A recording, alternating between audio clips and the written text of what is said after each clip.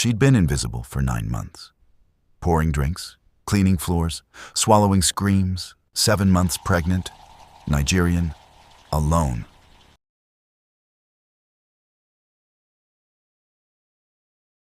The perfect victim.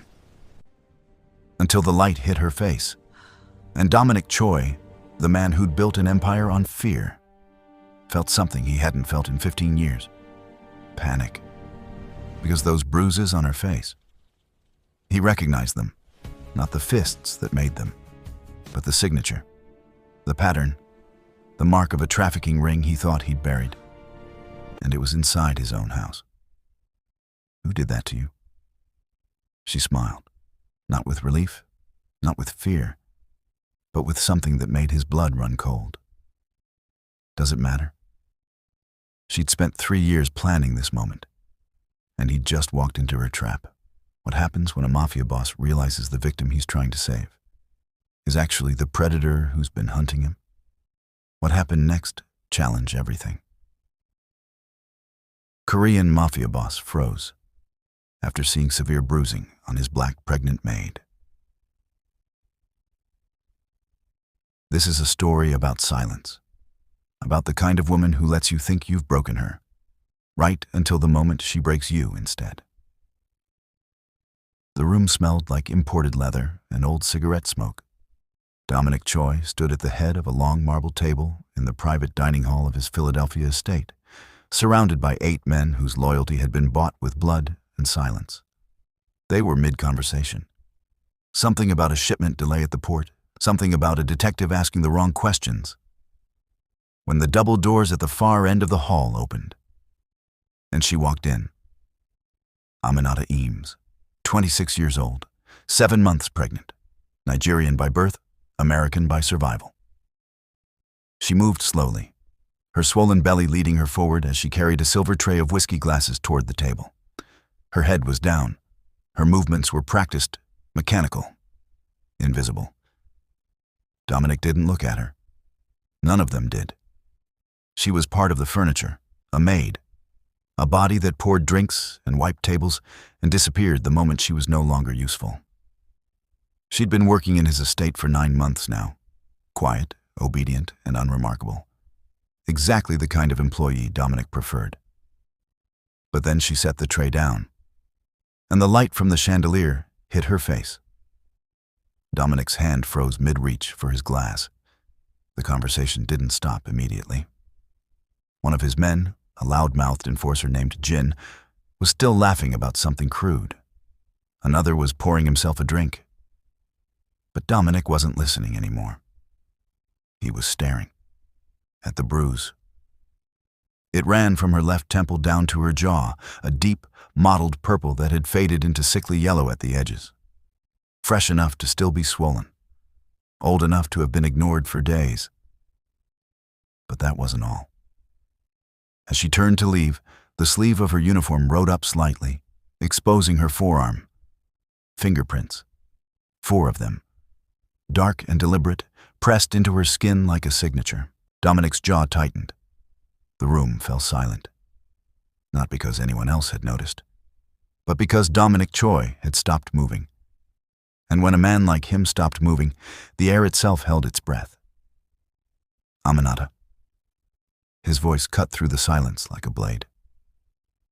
She froze. Her back was still to him.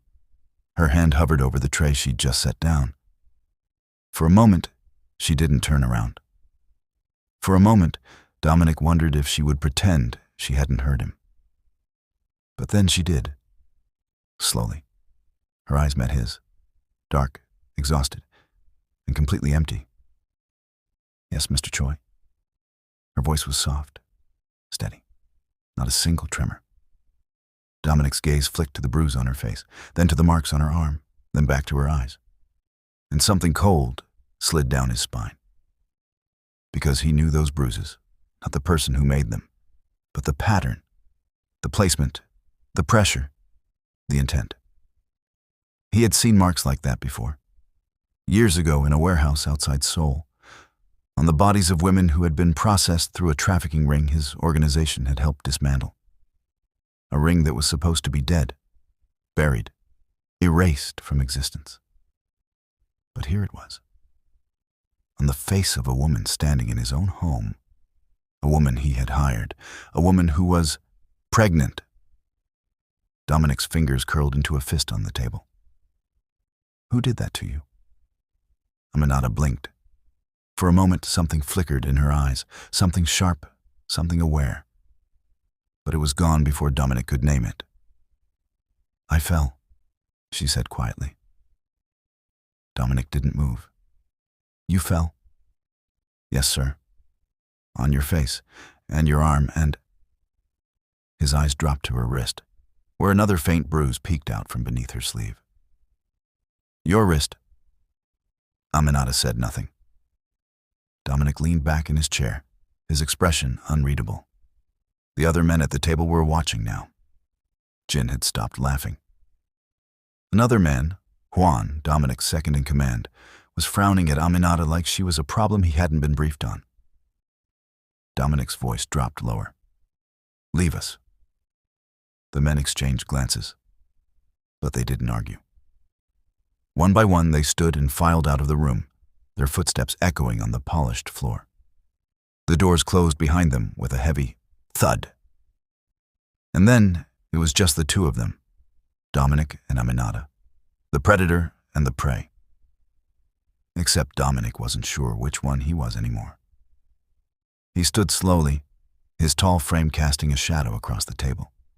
He walked toward her, not quickly, but deliberately, the way a man moves when he knows no one will stop him. Aminata didn't flinch. She didn't step back. She just stood there, one hand resting lightly on her belly, her expression as still as stone.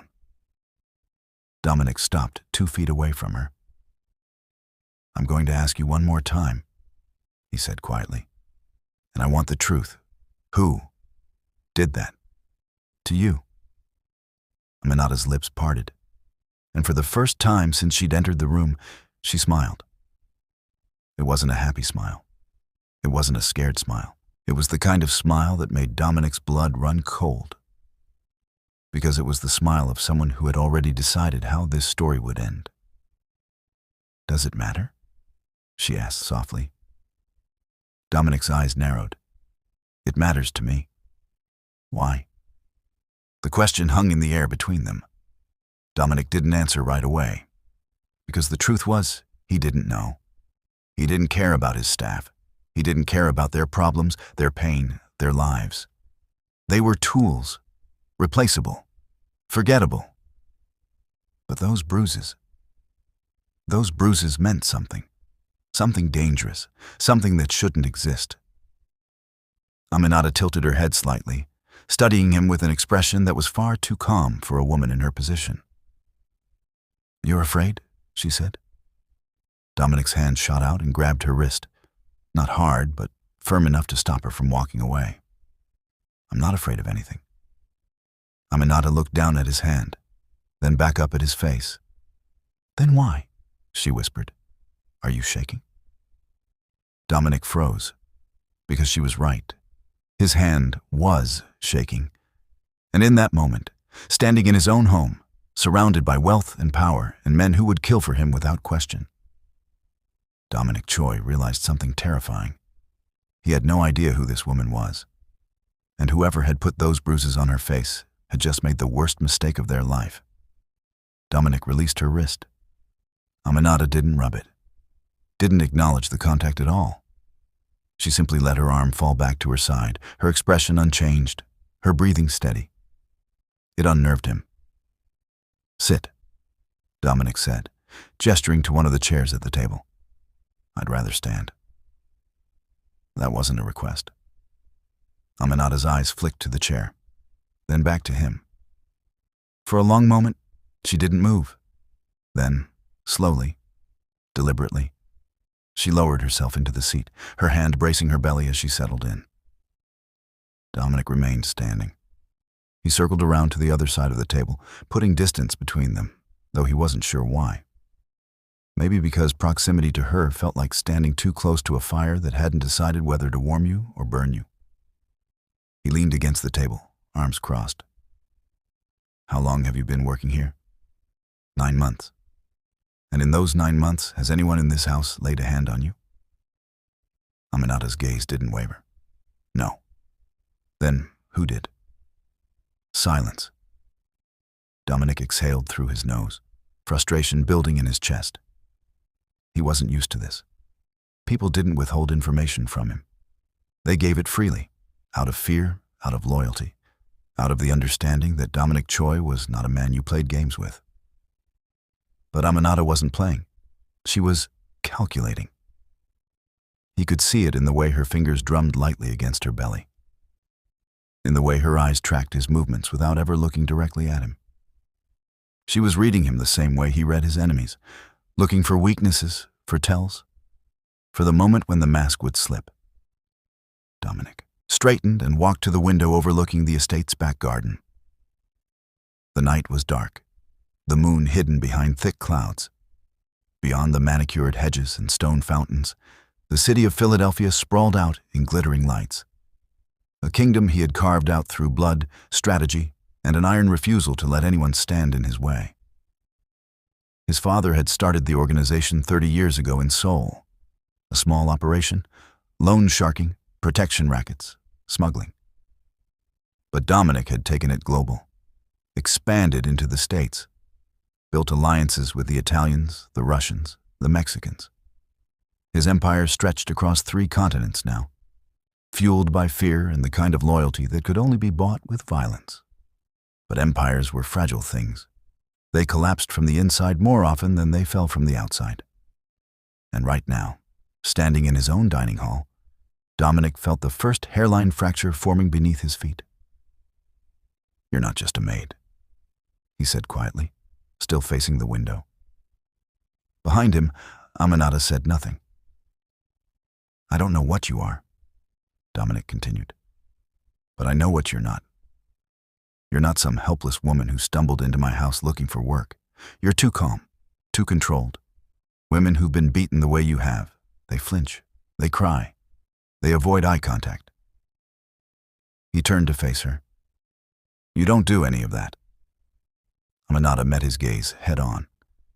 "Maybe I've just had practice." The words landed like a stone in still water.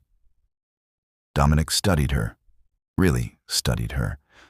For the first time since she'd started working in his home, he'd hired her through an agency, a referral from one of his contacts who owed him a favor. The paperwork had been clean. Background check had come back unremarkable. Nigerian immigrant, green card, no criminal record.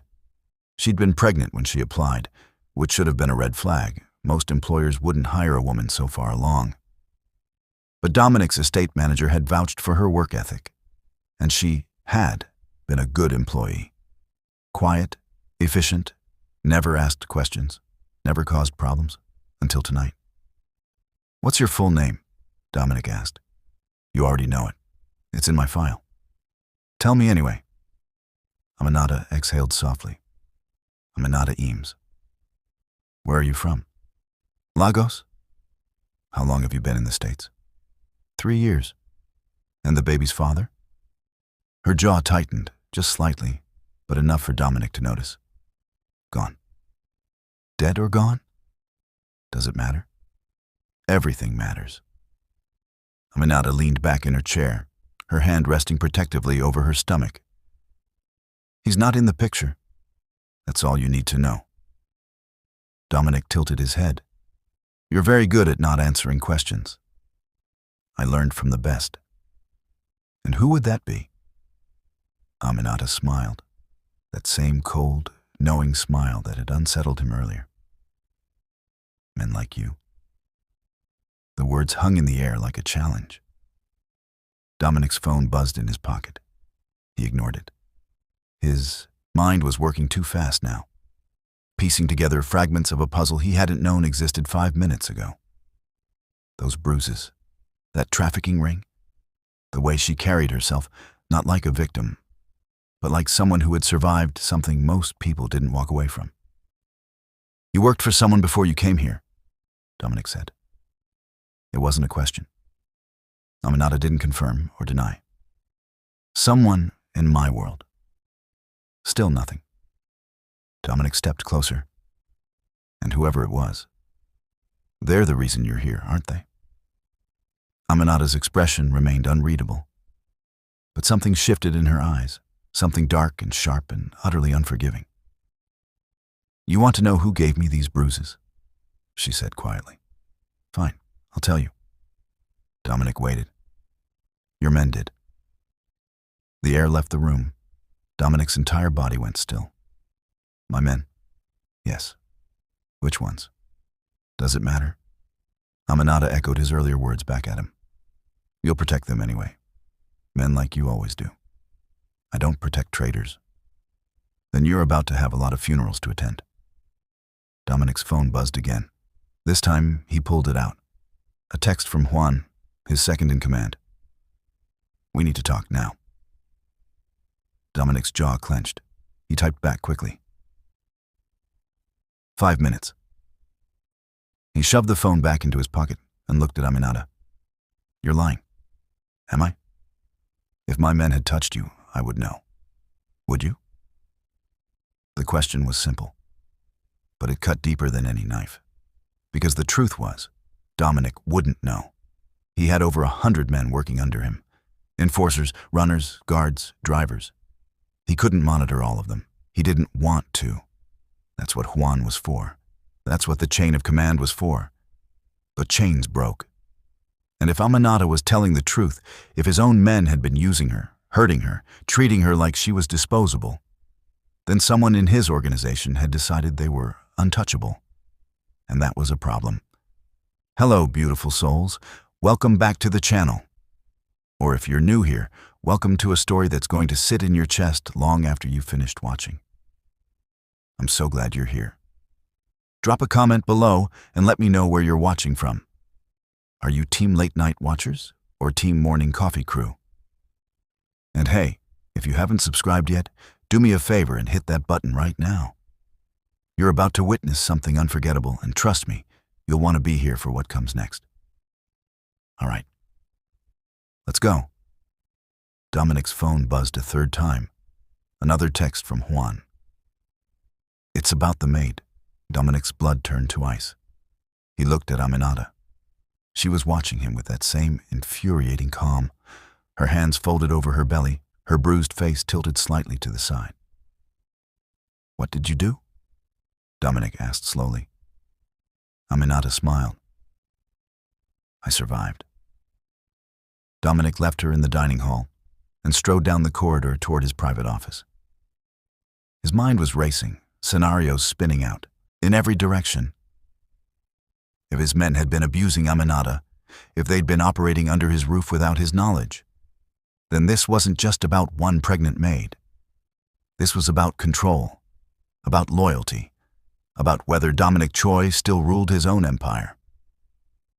He shoved open the door to his office and found Juan waiting inside, pacing near the desk. Juan was 42, lean and sharp-eyed, with a scar that ran from his ear to his collarbone, a souvenir from a turf war in Busan 15 years ago. He'd been Dominic's right hand since the beginning. If anyone could be trusted, it was him. What's going on? Dominic demanded. Juan stopped pacing. His face was pale. We have a problem. I gathered that. Talk. Juan hesitated. It's about Jin and 3 others. Dominic's eyes narrowed. What about them? They've been running a side operation, off the books. Dominic's stomach dropped. What kind of operation? Juan looked like he wanted to be anywhere but here. Girls, mostly foreign, undocumented. They've been moving them through the port, using our connections, our trucks, our routes. I only found out tonight because one of the younger guys got drunk and started bragging. Dominic's fists clenched. How long? At least 6 months, maybe longer. And you didn't know? No, I swear, Dom, I didn't know. Dominic believed him. Juan had his flaws, but disloyalty wasn't one of them. Where are they now? Dominic asked. Jin's at the warehouse. The others are scattered. I can have them rounded up within the hour. Dominic nodded slowly. His mind was already 3 steps ahead. If Jin and his crew had been trafficking women, using Dominic's infrastructure to do it, then they'd crossed a line. Not a moral line. Dominic didn't deal in morality, but they'd crossed a practical line. They'd made him vulnerable. They'd tied his name to something that could bring federal heat down on the entire operation. And worse, they'd done it in his own house. To a woman under his roof. "Round them up," Dominic said coldly. "All of them. I want them in the warehouse by midnight." Juan nodded and turned to leave. "Juan." He stopped. "The maid," Dominic said. "Aminata. Did you know?" Juan's face went pale again. "Know what?" "That they were hurting her." Juan's silence was answer enough. Dominic's voice dropped to a whisper. "Get out." Juan left, and Dominic stood alone in his office, staring at the city lights beyond the window, feeling the foundation of his empire crack just a little bit wider. Drop a comment and let me know what you think is about to happen next. And if you're loving this story so far, hit that subscribe button. You won't want to miss what comes next. Aminata was still sitting in the dining hall when Dominic returned. She hadn't moved, hadn't touched the water glass one of the staff had left on the table. She simply sat there, hands folded over her belly, staring at the far wall like she was watching a movie no one else could see. Dominic stopped in the doorway. "You knew," he said. Aminata's eyes slid toward him. "Knew what?" "That I'd find out? About Jin? About what they've been doing?" She didn't answer right away, just watched him with that unnerving stillness that made Dominic feel like he was the one being interrogated. "I didn't know anything," she said finally. "I just waited." "For what?" "For you to care." The words hit harder than Dominic expected. He stepped into the room and closed the door behind him. "I'm going to handle this. Tonight. But I need you to tell me everything. Names, dates, what they did, where it happened." Aminata tilted her head. "Why?" "Because I don't tolerate traitors in my organization." "You tolerated them for 6 months." Dominic's jaw tightened. "I didn't know for 6 months. And that makes it better? It makes it fixable." Aminata laughed, a soft, bitter sound that barely registered as amusement. "You think this is fixable? You think you can just line them up and put bullets in their heads and everything goes back to normal?" "That's exactly what I think." "Then you're not as smart as people say you are." Dominic moved toward her, his voice dropping to something dangerous. "You need to be very careful how you speak to me." Aminata didn't flinch. "Or what? You'll have me killed? You'll throw me out on the street?" She gestured to her bruised face. "I've already survived worse than anything you can do to me." Dominic stopped 2 feet from her chair. He wanted to be angry. He wanted to feel the same cold fury he felt whenever someone disrespected him. But all he felt was confusion. Because Aminata wasn't acting like someone who was scared. She was acting like someone who had already won. "What do you want?" Dominic asked quietly. Aminata looked up at him. "I want my baby to be safe." "Then let me help you." "Why would you do that?" "Because those men broke the rules, and I don't let anyone break my rules." Aminata studied him for a long moment. Then she sighed and stood slowly, bracing herself on the table. She was shorter than Dominic, barely 5'5". But somehow, standing there with her bruised face and swollen belly, she seemed larger than the room itself. "You want names?" she said. "Fine.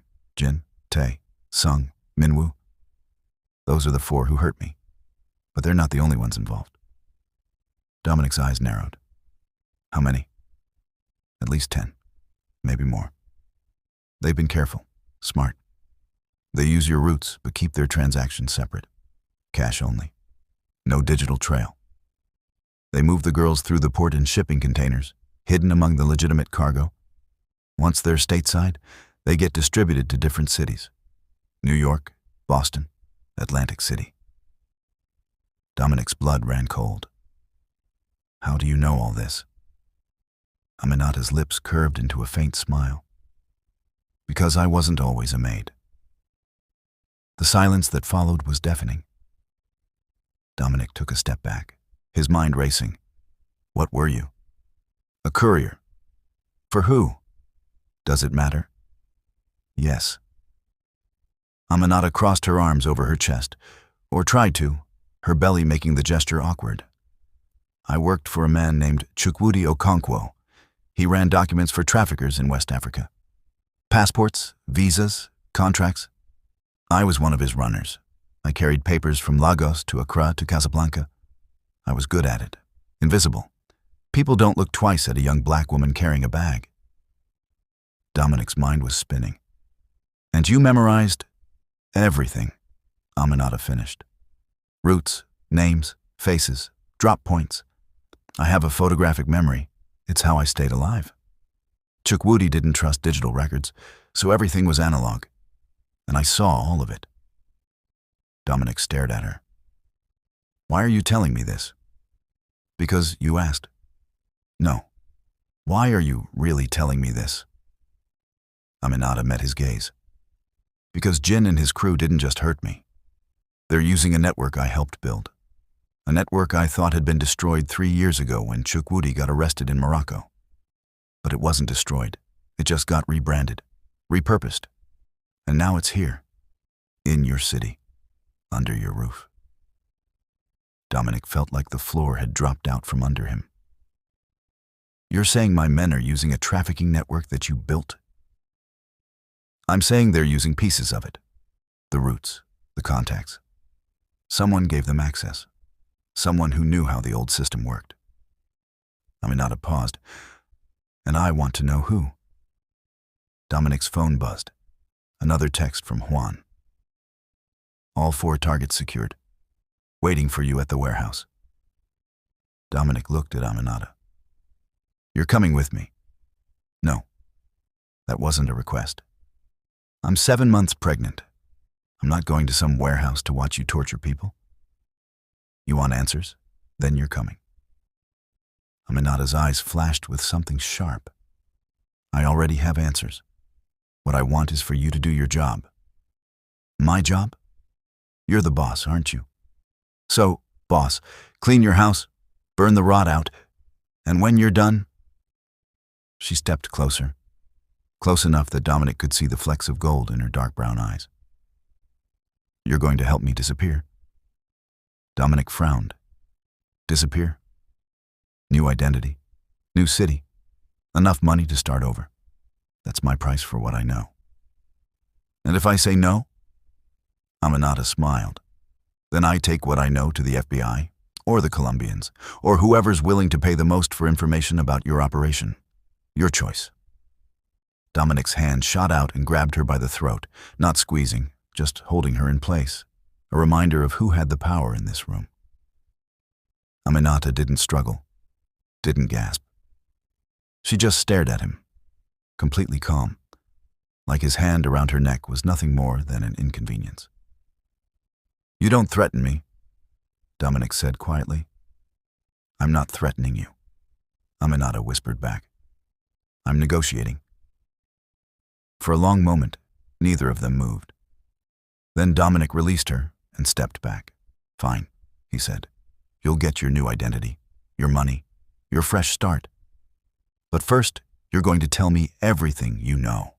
Every name, every route, every contact. And then you're going to help me burn this entire network to the ground. Aminata rubbed her throat lightly, though there were no marks. Deal. Dominic turned toward the door. Get your coat. We're leaving in 10 minutes. I told you, I'm not... You are, Dominic interrupted. Because if you want my help, you're going to watch me do what needs to be done. You're going to see exactly what kind of man I am. And then you're going to decide whether you still want to make deals with me. Aminata hesitated. Then, slowly, she nodded. Fine.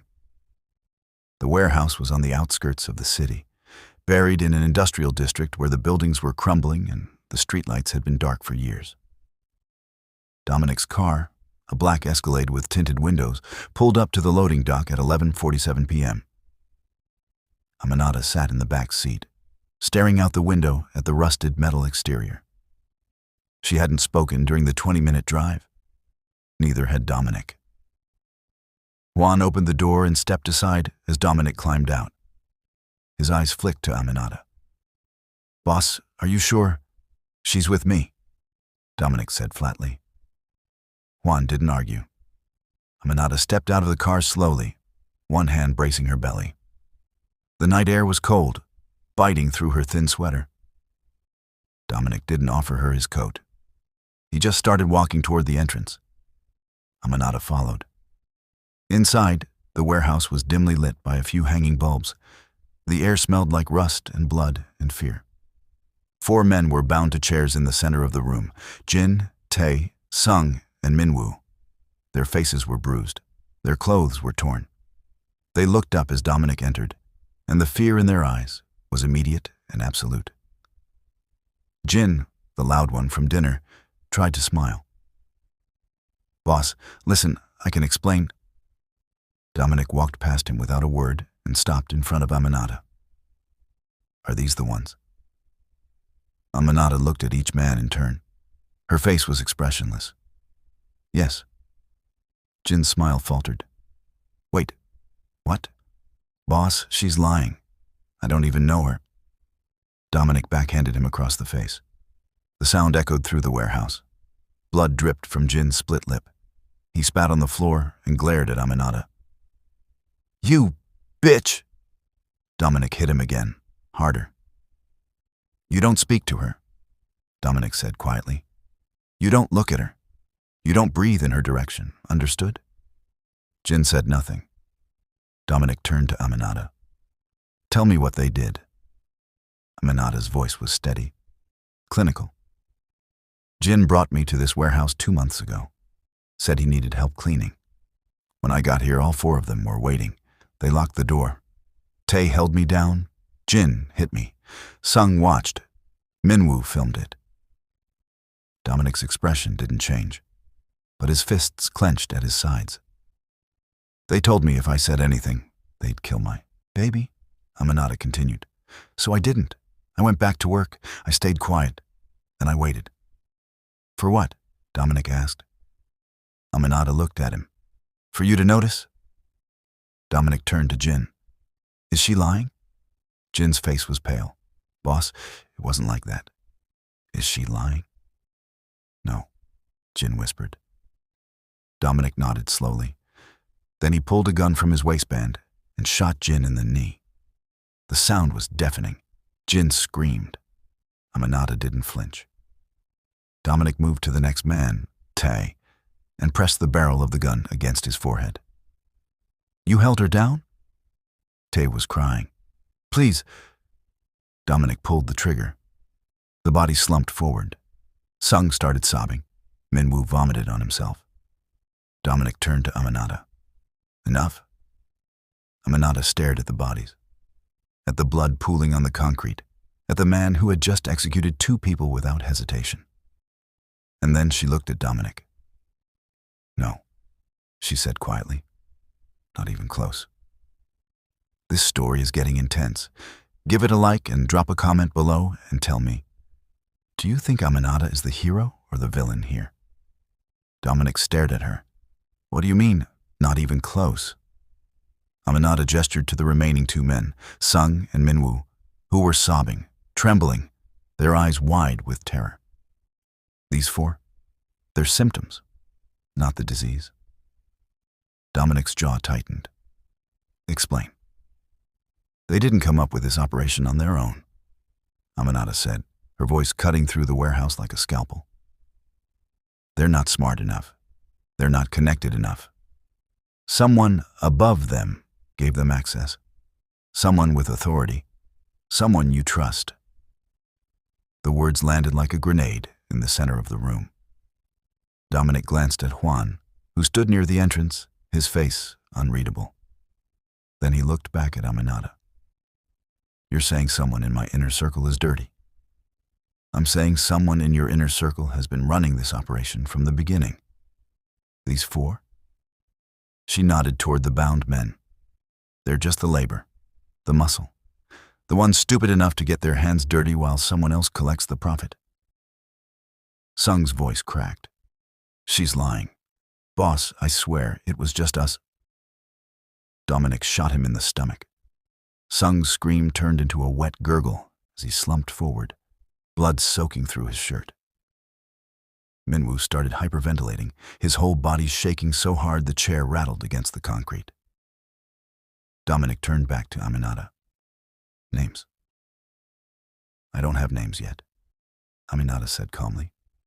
But I have roots, transactions, patterns, and I know how to trace them. Then trace them. I will, but not here. Aminata's hand moved protectively over her belly. I need a computer, financial records, access to your logistics database, and I need you to keep me alive long enough to finish the job. Dominic studied her for a long moment. Everything about this woman was wrong. She should have been terrified. She should have been grateful he'd killed the men who hurt her. She should have been begging him to let her leave. Instead, she was negotiating, like she had leverage, like she wasn't 7 months pregnant and standing in a warehouse full of corpses. You're not afraid of me, Dominic said quietly. Aminata met his gaze. Should I be? Most people are. Most people don't have what I have. And what's that? Aminata smiled, that same cold, knowing smile. Nothing left to lose. The words hung in the air like smoke. Dominic holstered his gun and turned to Juan. Get someone to clean this up, and I want a full audit of every transaction Jin and his crew were involved in for the last year. Bank records, shipping logs, everything. Juan nodded. What about him? He gestured to Minwoo, who was still sobbing in his chair. Dominic looked at Aminata. Your call? Aminata walked toward Minwoo slowly, her footsteps echoing on the concrete. Minwoo flinched as she approached, his eyes squeezed shut, waiting for the bullet. But Aminata didn't ask Dominic to kill him. She crouched down, awkwardly, because of her belly, and looked Minwoo in the eye. You filmed it, she said softly. Minwoo's eyes snapped open. He nodded frantically. I'm sorry, I'm so sorry. Where's the video? I deleted it. I swear, as soon as Jin told me to, I deleted it. You're lying. I'm not. I swear on my mother. Aminata slapped him. Not hard, just enough to snap his attention back to her. Listen to me very carefully, Aminata said, her voice low and venomous. You're going to give me the video. You're going to give me every copy, every backup, every file you sent to anyone. And then you're going to tell me why. Jin wanted it filmed in the first place. Minwoo's face crumpled. He said it was insurance, in case you ever talked. He wanted proof that you were willing, that you consented. Aminata's expression didn't change, but something dark and cold flickered behind her eyes. Insurance, she repeated. Minwoo nodded desperately. Please, I didn't want to. Jin made me. Aminata stood up. She looked at Dominic. He lives. For now. But I want that video, and I want to know who Jin was sending it to. Dominic nodded. Juan, take him to the estate. Lock him in the basement. No one talks to him except me. Juan moved forward and cut Minwoo's restraints. Minwoo collapsed onto the floor, sobbing with relief. 2 of Juan's men dragged him out of the warehouse. And then it was just Dominic and Aminata, standing among the bodies. You're good at this, Dominic said. At what? Control, intimidation. You knew exactly what to say to him, exactly how to break him. Aminata looked at the blood on the floor. I told you, I wasn't always a maid. No, Dominic said quietly. You weren't. He stepped closer to her, close enough that he could smell the faint scent of lavender soap on her skin. What happened to you? before you came to my house. What did they do to you that made you like this? Aminata's eyes flicked up to his. For the first time since he'd met her, he saw something raw in her expression, something human. They made me watch, she said softly. Watch what? My sister. Aminata's voice cracked, just slightly, but enough. She was 16. She came to the States with me. We were supposed to start over together, build a life. But Chukwudi found out she was talking to a journalist, someone who was investigating the trafficking routes. So he made an example of her. Dominic's stomach tightened. What did he do? He sold her, Aminata whispered, to the worst buyer he could find, and he made me deliver her, made me hand her over, made me look her in the eye while he told her it was my fault. Silence. Dominic didn't know what to say. He'd done terrible things in his life. He'd killed people, destroyed families, burned empires to the ground. But he'd never made someone watch their own sister be sold. How long ago? He asked. 3 years, 2 months, 14 days. The precision of her answer was chilling. And you've been looking for her ever since, Dominic said. Aminata nodded. I found Chukwudi, got him arrested in Morocco. Thought that would lead me to her. But the network was too big, too spread out. By the time I traced the buyer, the trail went cold. And then I got pregnant. By who? Aminata's jaw tightened. Someone who said he'd help me. Someone who promised me he could find my sister if I did one last job for him. What was the job? Courier work, same as always. Except this time, I was carrying more than documents. I was carrying his child. Aminata's hand moved to her belly. He disappeared the moment he found out, took the money I'd saved, left me with nothing. So I did what I always do. I survived. I found work. I stayed invisible. And I waited for another opportunity. And then you found my house, Dominic said. No, Aminata corrected. I found Jin. I knew he was connected to the old network the moment I saw him. Same tattoos, same mannerisms, same dead look in his eyes. So I applied for a job, got hired, and I watched. Dominic felt a chill run down his spine. You've been planning this since the beginning. Since before the beginning, Aminata said. I knew someone in your organization was dirty. I just didn't know how deep it went. So I let Jin hurt me. Let him think I was helpless. Let him get comfortable. And then I waited for the right moment to make you see. Dominic stared at her. You let him hurt you. I let him think he was hurting me, Aminata corrected. There's a difference. Every bruise, every mark, every time he thought he was breaking me, I was gathering evidence, learning patterns, building a case. And now, she looked at Dominic. Now I have you. The words sent ice through Dominic's veins. Because he realized, in that moment, that he'd been played. Not by Jin, not by some faceless traitor in his organization, but by the woman standing in front of him, the woman he'd thought was a victim. You're not here for protection, Dominic said slowly. You're here for revenge. Aminata's smile was sharp as a knife. I'm here for both. They drove back to the estate in silence. Dominic's mind was racing, trying to piece together the full picture. Aminata wasn't just a survivor. She was a strategist, a manipulator, someone who had spent 3 years dismantling a trafficking network piece by piece, using herself as bait. And now she'd set her sights on his organization. The question was, why? What did she gain from exposing his men, from forcing Dominic's hand? Unless you think your sister is still in the network, Dominic said suddenly. Aminata didn't answer. That's why you're doing this. You think Jin's operation is connected to whoever bought her. You think if you trace it back far enough, you'll find her. Aminata stared out the window. Does it matter? It does if you're using me to wage a personal war. I'm not using you. Aminata said quietly. I'm offering you a deal. You help me find my sister. I help you clean your house. We both get what we want. And if I say no? Aminata finally looked at him. Then you lose your empire.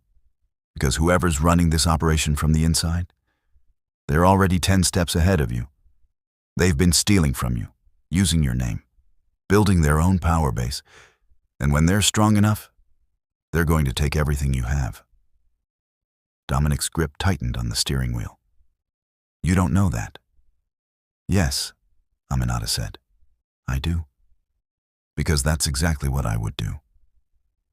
When they arrived at the estate, Dominic led Aminata to his private office, a room she'd cleaned 100 times but never been invited into. He gestured for her to sit. She did, slowly, her hand bracing her belly. Dominic opened his laptop and pulled up the logistics database. Show me.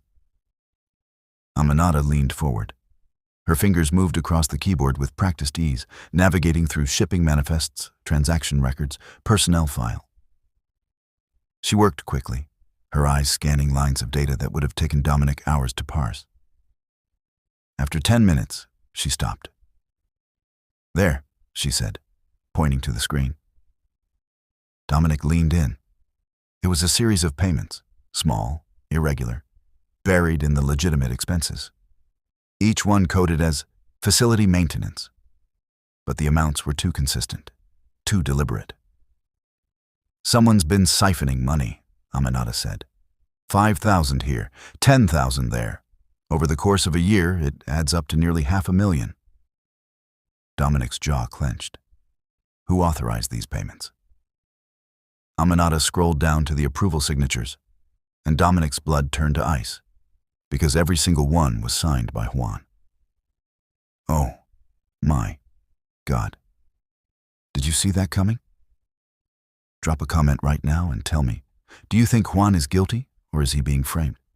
And don't forget to share it because it's about to blow your mind. Dominic couldn't breathe. The name on the screen stared back at him like an accusation. Juan Zhong. Approved. Over and over. Dozens of transactions, hundreds of thousands of dollars, all authorized by the one man Dominic had trusted with his life for 15 years. No, Dominic said, his voice barely a whisper. Aminata said nothing. She just watched him, her expression unreadable. No, Dominic repeated, louder this time. Juan wouldn't. He's been with me since the beginning. He saved my life. I've saved his. He wouldn't betray me. Then how do you explain this? Aminata gestured to the screen. Dominic's mind raced. Someone forged his signature, hacked the system, framed him. All of that is possible, Aminata interrupted calmly. But it's not probable. Look at the dates. Look at the amounts. Look at the pattern. Whoever did this had access to your financial systems for over a year. They knew exactly how much to take without triggering an audit. They knew which accounts to use, which codes to bury it under. That's not a hacker. That's someone on the inside. Someone with authority. Dominic slammed his hand on the desk. Then it's someone else. Someone who's setting him up. Why? Aminata's voice cut through his denial like a blade. Why would anyone bother framing Juan when they could just steal the money themselves? Why risk exposure by creating a paper trail that leads to your second in command unless... She paused. Unless they want you to find it. Dominic froze. What? Aminata leaned back in her chair, her hand resting on her belly. Think about it. If someone wanted to take over your organization, what's the first thing they'd need to do? Eliminate threats. Exactly. And who's the biggest threat to anyone trying to replace you? Dominic's stomach dropped. Juan. So you create evidence that makes him look guilty. You make the boss doubt him. You isolate him. And then, when the moment is right, you remove him. And suddenly, the path to power is wide open. Dominic's mind was spinning. Everything Aminata was saying made sense. But it also meant that someone in his organization was playing a game so sophisticated, so long-term, that they'd been setting this up for years. Who? Dominic demanded. If it's not Juan, then who? Aminata's eyes gleamed. That's what we're going to find out. Dominic called Juan to the office 20 minutes later. Juan entered looking exhausted, his shirt still stained with blood from the warehouse. He stopped when he saw Aminata sitting across from Dominic's desk. Boss, Juan said carefully. Is everything... Sit down, Dominic said. Juan hesitated. Then he sat. Dominic turned the laptop around so Juan could see the screen. Explain this. Juan leaned forward, squinting at the data. His expression shifted from confusion to alarm in a matter of seconds. What the hell? Those are your signatures, Dominic said flatly, on $500,000 worth of unauthorized transactions. Juan's eyes widened. Dom, I've never seen these before. Then how did your authorization end up on every single one? I don't know. Juan stood up, his voice rising. I swear, I didn't approve these. Someone's using my credentials. Or you've been stealing from me for a year. The accusation hung in the air like a loaded gun. Juan's face went pale. You think I'm the mole? Dominic didn't answer. Juan looked at Aminata, then back at Dominic. This is her, isn't it? She's the one feeding you this bullshit. Watch your mouth, Dominic said coldly. She's playing you. Juan's voice cracked with desperation. She shows up out of nowhere, starts making accusations, and suddenly you're doubting the man who's been by your side for 15 years. Think about what you're doing. I'm thinking about the fact that your signature is on every single one of these transactions, Dominic said. I'm thinking about the fact that you're the only person with access to these accounts. I'm thinking about the fact that Jin and his crew were operating under my roof for 6 months, and you didn't notice. Because I was being careful, Juan shouted. Because I was trying to protect you. I didn't want to bring you a problem until I had a solution. So you knew. Juan froze. Dominic stood up slowly. You knew Jin was running a side operation. You knew about the trafficking, and you didn't tell me. It wasn't... Juan's voice faltered. It wasn't like that. I only found out a few weeks ago. I was investigating. I was building a case. You were covering it up, Aminata said quietly. Both men turned to look at her. Aminata met Juan's eyes. You knew about Jin. You knew about the girls. And you didn't stop it because you were getting paid to look the other way. Juan's expression twisted with rage. You don't know what you're talking about? Then explain the money, Aminata said calmly. Explain why your signature is on transactions that coincide exactly with Jin's shipments. Explain why every time a container came through the port, $5,000 ended up in a shell account registered to a company you own. Dominic's blood ran cold. Is that true? Juan's silence was answer enough. Dominic moved around the desk in 3 strides. He grabbed Juan by the collar and slammed him against the wall. You took money to let them traffic women through my operation? It wasn't supposed to be trafficking, Juan gasped. Jin said it was just undocumented workers, people looking for jobs. I didn't know. You didn't want to know, Dominic snarled. You saw an opportunity to line your pockets, and you took it. And you let them beat a pregnant woman in my own house because it was easier than admitting you fucked up. Juan's face crumpled. Dom, please. Dominic released him and stepped back, disgust written across his face. Get out. Dom, get out. Juan looked at Aminata one last time, something dark and hateful flashing in his eyes. And then he turned and left the office. The door slammed shut behind him.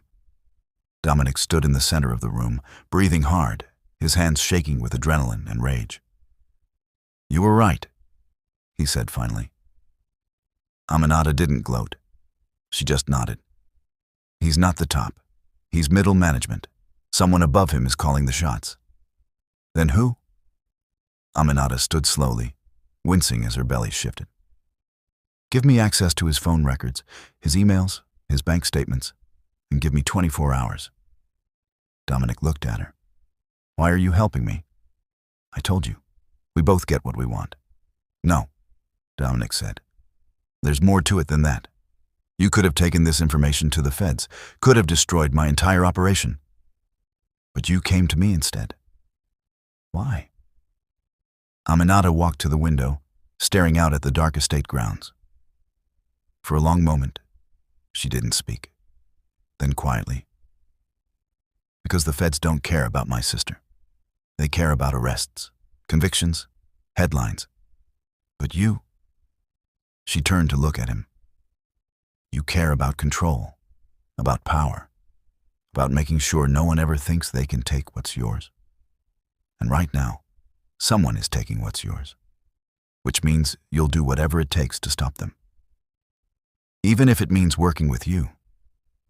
Especially if it means working with me. Dominic studied her.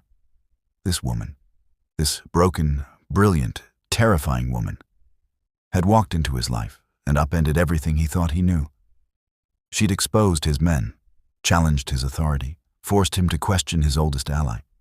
And somehow, despite all of that, he found himself trusting her. 24 hours, Dominic said. But you don't leave this estate. You don't talk to anyone. And if I find out you've lied to me about anything, you'll kill me. Aminata finished. I know. You've made that very clear. She walked past him toward the door. Aminata. She stopped. Your sister, Dominic said. If she's still alive, if she's in the network, I'll help you find her. You have my word. Aminata looked at him over her shoulder. Her expression was unreadable. Your word doesn't mean anything to me yet. But if you prove me wrong, she touched her belly lightly. Maybe it will. Aminata worked through the night. Dominic had given her a secure laptop, access to all of Juan's records, and a private room on the 3rd floor of the estate. He'd also posted 2 guards outside her door, not to keep her safe, but to keep her contained. At 3 a.m., Dominic's phone buzzed. A message from an unknown number. You need to see this. Now. Dominic went upstairs. He found Aminata sitting cross-legged on the bed, the laptop balanced on her knees, her eyes bloodshot from staring at the screen for hours. Papers were scattered around her, printouts of emails, bank statements, shipping manifests.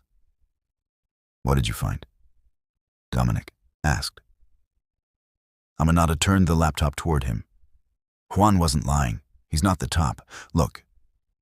On the screen was an email chain. The sender's address was encrypted, but the recipient was clear. Juan Zhong. The emails were brief, clinical, instructions for payments, shipment schedules, drop-off locations. But it was the final email that made Dominic's blood freeze. Jin is becoming a liability. Handle it quietly, and make sure the girl doesn't talk. If she becomes a problem, eliminate her too. She's already served her purpose. The email was dated 2 days ago. Dominic looked at Aminata. They were planning to kill you. They still are, Aminata said calmly. The only reason I'm alive is because you intervened. But whoever sent this, she pointed to the screen. They knew Jin was going to hurt me. They ordered it, which means they've been watching me, tracking me, waiting to see if I'd break. But you didn't. No, Aminata said. I didn't. And now they're going to come for me themselves. Dominic's jaw tightened. We need to find out who sent this. I already did. Aminata clicked to another window. It showed a trace route, layers of encryption, and rerouted servers. But at the end of the chain was an IP address and a physical location. Dominic's heart stopped, because the address belonged to a building he knew very well, his own office in downtown Philadelphia, the headquarters of his legitimate business operations, the import-export company that served as a front for his entire empire. It's coming from inside your organization, Aminata said quietly. From someone who has access to your private network, someone who sits in meetings with you, someone who knows every move you make. Dominic felt the walls closing in. Who has access to that office? Aminata pulled up a personnel file. 17 people, executives, accountants, department heads. Any one of them could be the mole. Dominic scanned the list. He knew every name, trusted most of them. Some had been with him for a decade, and one of them was a traitor. We need to narrow it down, Dominic said. Aminata nodded. I can. But I need to get inside that building. I need to see the servers, check the access logs, find out who was logged in when that email was sent. That's too dangerous. If they know you're investigating, they already know, Aminata said. The moment you killed Jin and Tai, you sent a message. And whoever's running this operation, they're already planning their next move. Dominic's phone buzzed again. This time, it was Juan. We need to talk, in person, alone. It's about the mole. I know who it is. Dominic showed the message to Aminata. She read it, then looked up at him, her eyes dark with warning. It's a trap, she said. Or he's telling the truth. He's already lied to you once. Then I'll make him tell the truth. Aminata grabbed his wrist. If you go alone, you'll die. This isn't about Juan anymore. This is about whoever's controlling him. And they won't let you walk away.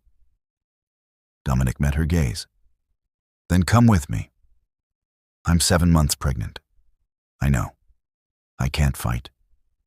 You don't have to. You just have to watch my back. Aminata stared at him for a long moment. Then she released his wrist and stood up. Fine, she said. But we do this my way.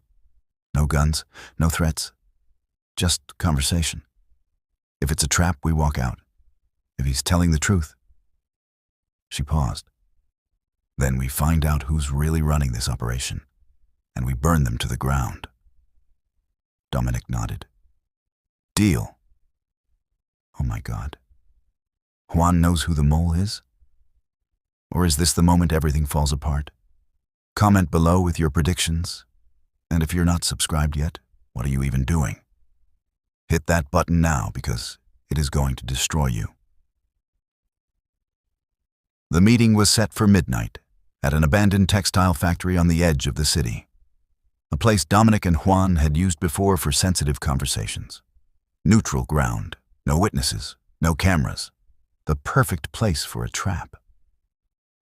Dominic parked 2 blocks away. Aminata sat beside him in the passenger seat, her hand resting on her belly, her face illuminated by the dim glow of the streetlights. Last chance to stay in the car, Dominic said. Aminata opened her door. Not a chance. They walked through the dark streets in silence. The factory loomed ahead, a skeletal structure of rusted metal and shattered windows, the kind of place where bodies disappeared and no one asked questions. Dominic's hand moved instinctively to the gun holstered beneath his jacket.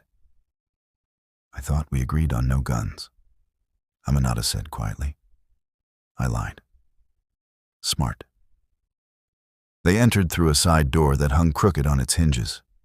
Inside, the factory was a maze of collapsed machinery and debris.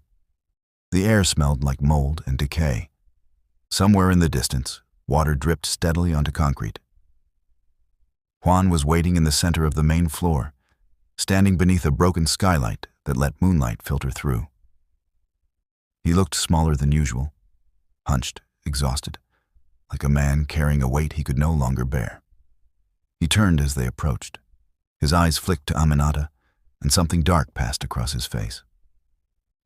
I told you to come alone, Juan said. Plans changed, Dominic replied. Juan's jaw tightened. You don't trust me anymore. Can you blame me? Juan looked away. No. I suppose I can't.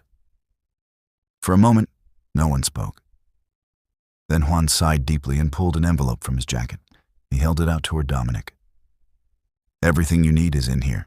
Names, accounts, proof. The person who's been running this operation from the beginning. Dominic didn't take the envelope. Tell me first. I can't.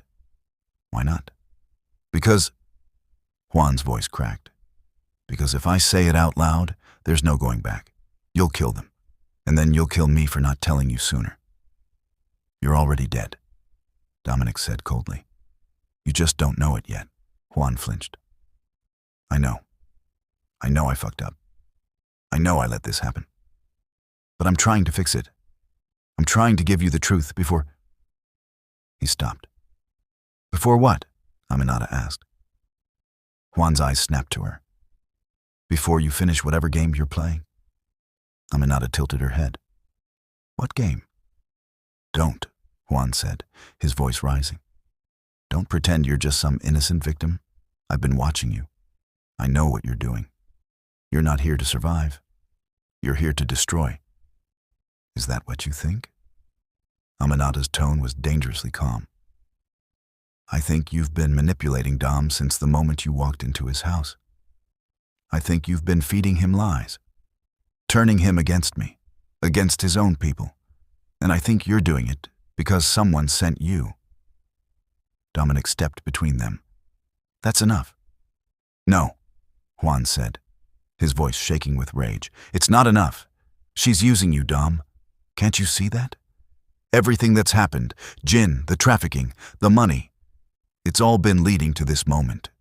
She wanted you to find those transactions. She wanted you to doubt me. Because whoever she's working for, they need you isolated, paranoid, weak. Dominic's hand moved to his gun. Give me the envelope. Juan took a step back. Not until you listen.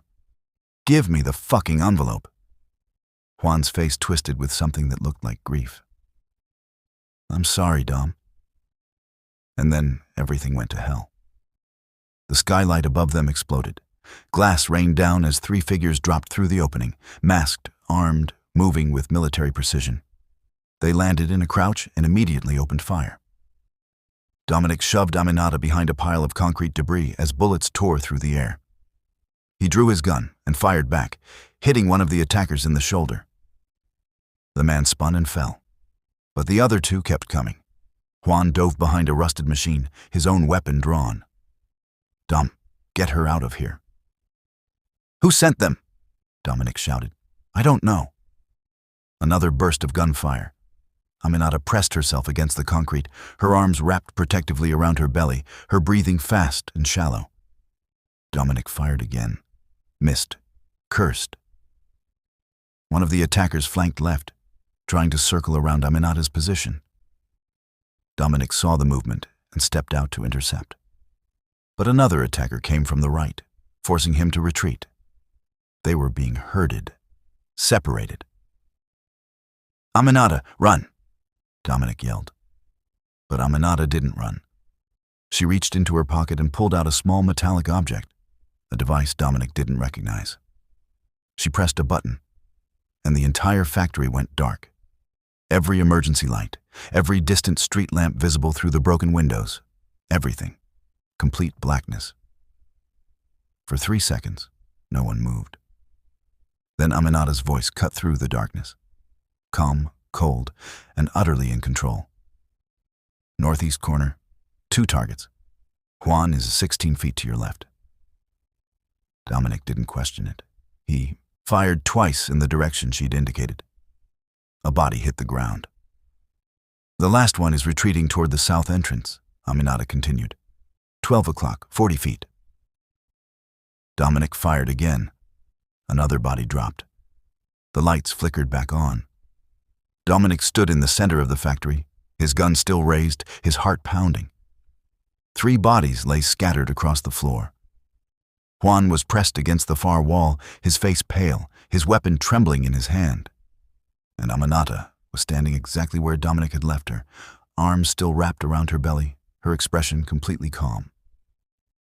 Dominic stared at her. What the hell was that? Aminata held up the device. EMP generator, short range. Bought it off a hacker in Lagos 3 years ago. Figured it might come in handy someday. You could see in the dark. No, Aminata corrected. I counted steps. Listened to breathing. track movement by sound. You learn to do that when you've spent enough time in places where the lights don't work. Dominic's mind was reeling. This woman, this pregnant, beaten, supposedly helpless woman, had just taken control of a firefight without firing a single shot. Juan pushed himself off the wall, his voice shaking. Who were they? Dominic walked to the nearest body and pulled off the mask. His blood turned to ice, because the face staring back at him was one he recognized. Lee Taeyang, one of his own drivers, a man who'd been with the organization for 6 years. Dominic ripped off the second mask. Park Ji-soo, an accountant, worked in the downtown office. The third mask, Kang Min-ho, a logistics coordinator. All three were his people. All three had just tried to kill him. Dominic turned to Juan. Did you know? Juan shook his head frantically. No, I swear. Then how did they know we'd be here? I don't. Juan's eyes widened. The envelope. Dom, check the envelope. Dominic bent down and grabbed the envelope from where Juan had dropped it. He tore it open. Inside was a single piece of paper, and on that paper was a single name. Dominic's hands started shaking.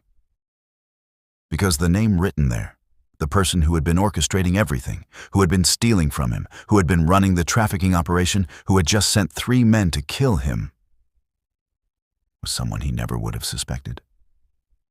Dr. Sarah Vaughn, his lawyer, his advisor, the woman who had handled his contracts, his acquisitions, his legal protections for the past 8 years, the woman who sat in his meetings, who knew every detail of his operations, who had access to everything, the woman he'd trusted with his entire empire. No, Dominic whispered. Aminata walked over slowly. She looked at the paper, then at Dominic. You know her? Dominic couldn't speak. His mind was spinning, replaying every conversation, every decision, every moment he'd let Sarah into his inner circle. How many times had she steered him towards certain deals? How many times had she recommended bringing on new people, people who were probably working for her? How long had she been planning this? Dom, Juan said urgently. If Sarah's the mole, then she knows everything. Every safe house, every account, every contact. She can dismantle your entire operation from the inside. Then we stop her, Dominic said, his voice deadly calm. How? Juan demanded. She's got resources, connections. Probably has half your organization in her pocket by now. If we go after her directly, she'll disappear. Or worse, she'll burn everything and take us down with her. Aminata's voice cut through the panic. Then we don't go after her directly. Both men turned to look at her. We make her come to us, Aminata continued. We give her something she wants, something she can't resist. Like what? Dominic asked. Aminata's hand moved to her belly. Her expression was cold and calculating. Me? Dominic drove Aminata back to the estate in silence. His mind was at war with itself. Half of him wanted to lock her in a room and keep her safe. The other half wanted to use her plan because it was the only one that made sense. Sarah would never see Aminata as a threat. She'd see her as a loose end, a pregnant maid who knew too much, easy to eliminate, which meant Aminata could get close, could draw Sarah out, could give Dominic the opening he needed. But it also meant putting Aminata and her unborn child in the line of fire. I don't like this, Dominic said finally. You don't have to like it, Aminata replied. You just have to let me do it. You're 7 months pregnant. I'm aware. If something goes wrong, then you'll do what you do best, Aminata said calmly. You'll burn everything down and walk away. Dominic's hands tightened on the steering wheel. Why are you willing to risk this? Aminata looked out the window. Because Sarah Vaughn isn't just your problem, she's mine too. What do you mean? Aminata's voice dropped to a whisper. 3 years ago, when my sister was sold, the buyer's payment was processed through a shell company. I spent months trying to trace it. The trail went cold in Philadelphia. But the lawyer who set up the company? She turned to look at Dominic. Sarah Vaughn. Dominic's blood went cold.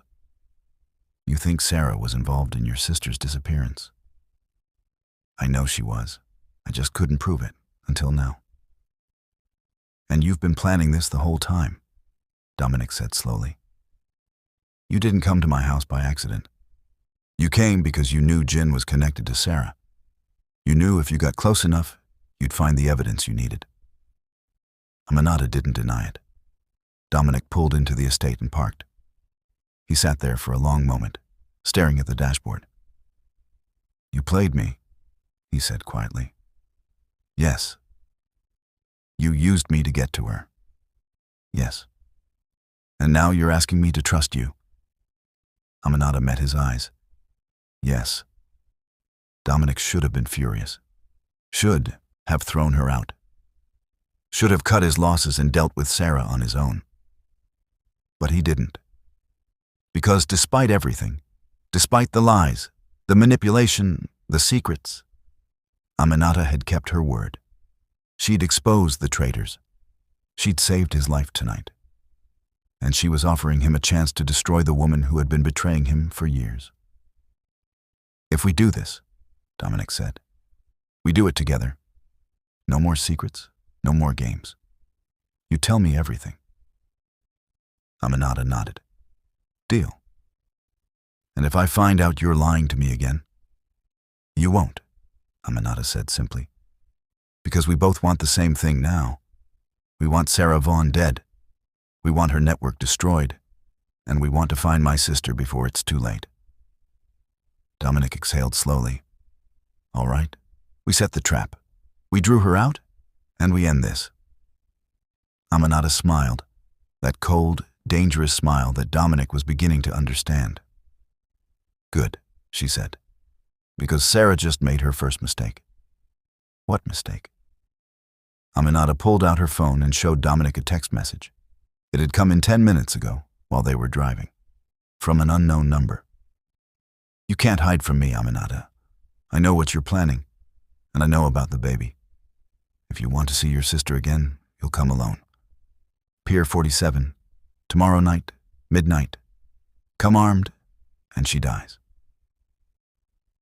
Dominic's jaw clenched. This is a trap. Of course it is, Aminata said. But it's also a confession. Sarah just admitted she has my sister, which means my sister is still alive, which means we have leverage. Or she's lying, using your sister to lure you out. Maybe, Aminata admitted. But I have to know. I have to see for myself. Dominic looked at her. This woman who had walked into his life like a wrecking ball and destroyed everything he thought he knew. This woman was willing to risk her life and her child's life for a sister who might already be dead. Tomorrow night, Dominic said, we go together, and we bring everyone we trust. Aminata shook her head. If we bring an army, Sarah will disappear. She'll kill my sister and vanish. We need to be smart about this. Then what do you suggest? Aminata's eyes gleamed. We give her exactly what she wants. Me, alone, vulnerable, and while she's focused on finishing what she started. She looked at Dominic. You burn her empire to the ground. This just got real. Sarah has Aminata's sister. The final confrontation is set. And someone is not walking away from Pier 47 alive. Comment below. Who do you think survives this? And if you're not subscribed, now let's continue. The next 20 hours moved like a fever dream. Dominic spent the morning systematically locking down his operation.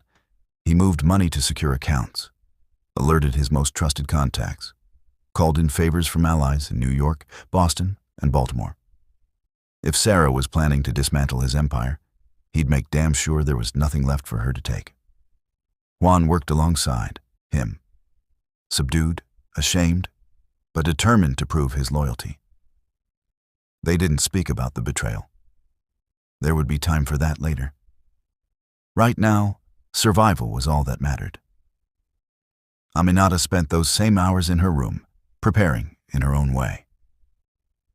Dominic found her at 4 p.m., sitting cross-legged on the bed, surrounded by papers and photographs. She was studying them with the focused intensity of someone memorizing a battle plan. "What is all this?" Dominic asked. Aminata looked up. "Everything I've collected over the past 3 years. Every lead, every dead end, every person who might have seen my sister." She held up one photograph, a young girl, maybe 16, with Aminata's same dark eyes and bright smile. "This is Zara. This is who I'm doing this for." Dominic sat down on the edge of the bed. He picked up the photograph, studying it. Zara was beautiful, innocent, the kind of kid who should have been worrying about school and boys and what to wear to prom. Instead, she'd been swallowed by a nightmare. "You look alike," Dominic said quietly. "People used to say we were twins," Aminata replied. She was always the brave one, the loud one. I was the careful one, the one who planned everything. Her voice cracked slightly. "I was supposed to protect her. That was the deal. I got us to America. I found us jobs. I kept us safe. And then I failed." "You didn't fail," Dominic said. "You were betrayed." "Same result." Dominic set the photograph down. If Sarah has her, if she's really alive, why keep her for 3 years? Why not just... He couldn't finish the sentence. "Kill her?" Aminata finished. "Because Zara's valuable, young, pretty, educated. She speaks 3 languages. Girls like that don't just get used and discarded. They get kept, sold to private buyers, rich men who want long-term arrangements." The word tasted like poison in her mouth. "Sarah's smart. She knows how to maximize her assets. And my sister is an asset." Dominic felt sick. Aminata stood up slowly, bracing herself on the nightstand. "Tonight, when I go to that pier, I need you to promise me something." "What?" "If I don't make it out, if something goes wrong, you find Zara anyway. You get her out. You give her the money I've been saving. You make sure she gets somewhere safe." Aminata's hand moved to her belly. "And you make sure my baby knows I tried." Dominic stood and grabbed her shoulders, forcing her to look at him. "You're coming back, both of you. I'm not letting Sarah Vaughn take anything else from you. You can't promise that. Watch me." For the first time since Dominic had met her, Aminata's mask cracked. Her eyes filled with tears she refused to let fall. "Why do you care?" The question caught Dominic off guard. Why did he care? 24 hours ago, Aminata had been just another employee, a body that cleaned his house and poured his drinks, someone he wouldn't have noticed if she'd disappeared. But now she was the woman who had exposed the rot in his organization, the woman who had saved his life, the woman who had survived horrors he couldn't imagine and still found the strength to fight back. Now she was something he didn't have a name for.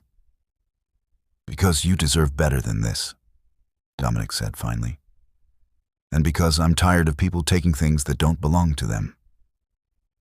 Aminata studied his face for a long moment. Then she stepped closer and did something that shocked them both. She kissed him. It wasn't passionate, wasn't romantic. It was desperate, grateful. A silent acknowledgement that they were both walking into hell and might not walk back out. When she pulled away, Dominic's heart was pounding. "What was that for?" he asked. "Insurance," Aminata whispered, "in case I don't get another chance." At 11 p.m., Dominic drove Aminata to within 2 blocks of Pier 47. The waterfront was dark and empty. Abandoned warehouses lined the street like tombstones.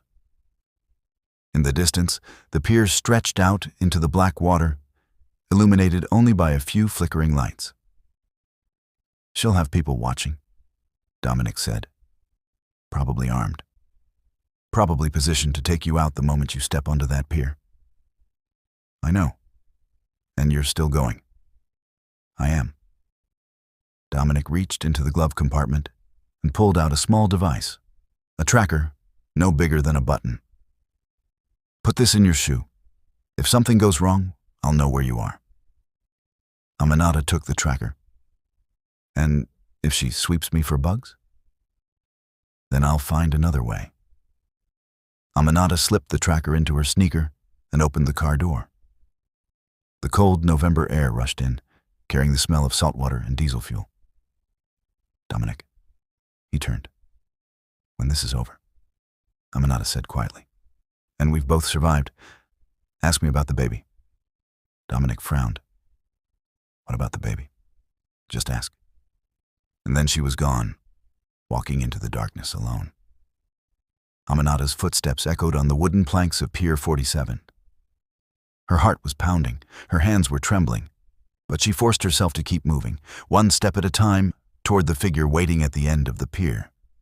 Dr. Sarah Vaughn stood beneath a streetlight, dressed in an expensive coat, her blonde hair pulled back in a perfect bun. She looked every inch the successful lawyer, polished, professional, untouchable. She smiled as Aminata approached. You came. You have my sister, Aminata said. Of course I came. Sarah's smile widened. Smart girl. I always knew you were smarter than you pretended to be. All those months working in Dominic's house, playing the helpless maid. You almost had me fooled. Where is she? Close, Sarah said. But first, we need to talk. You've been making things very difficult for me, Aminata. Stirring up trouble, turning Dominic against his own people. That wasn't part of the plan. What plan? Sarah laughed. You really think you're the only one who's been playing the long game? Please, I've been positioning myself for years. Infiltrating Dominic's organization. Building my own network inside his. Skimming money, making connections. By this time next year, I would have had everything. The territory, the connections, the power. And Dominic would have been so isolated, so paranoid, he wouldn't have seen it coming. Until I showed up. Until you showed up, Sarah agreed. See? That's the problem with letting emotional attachments cloud your judgment. I told Jin to kill you months ago. But he got greedy. Started using you. Started thinking with the wrong head. And now, look where we are. Aminata's voice was steady. You still haven't answered my question. Where is Zara? Sarah pulled out her phone and turned the screen toward Aminata. The video showed a small room, concrete walls, a single mattress on the floor. And sitting on that mattress, thin and exhausted, but alive, was Zara. Aminata's knees nearly buckled. She's alive, Aminata whispered. For now, Sarah said. But that depends entirely on you. What do you want? I want you to disappear, Sarah said simply. You and that baby. I want you out of Philadelphia. Out of the country, preferably. I'll give you money, new documents, a fresh start. And in exchange, you forget everything you know about me. Everything you know about this operation. You vanish.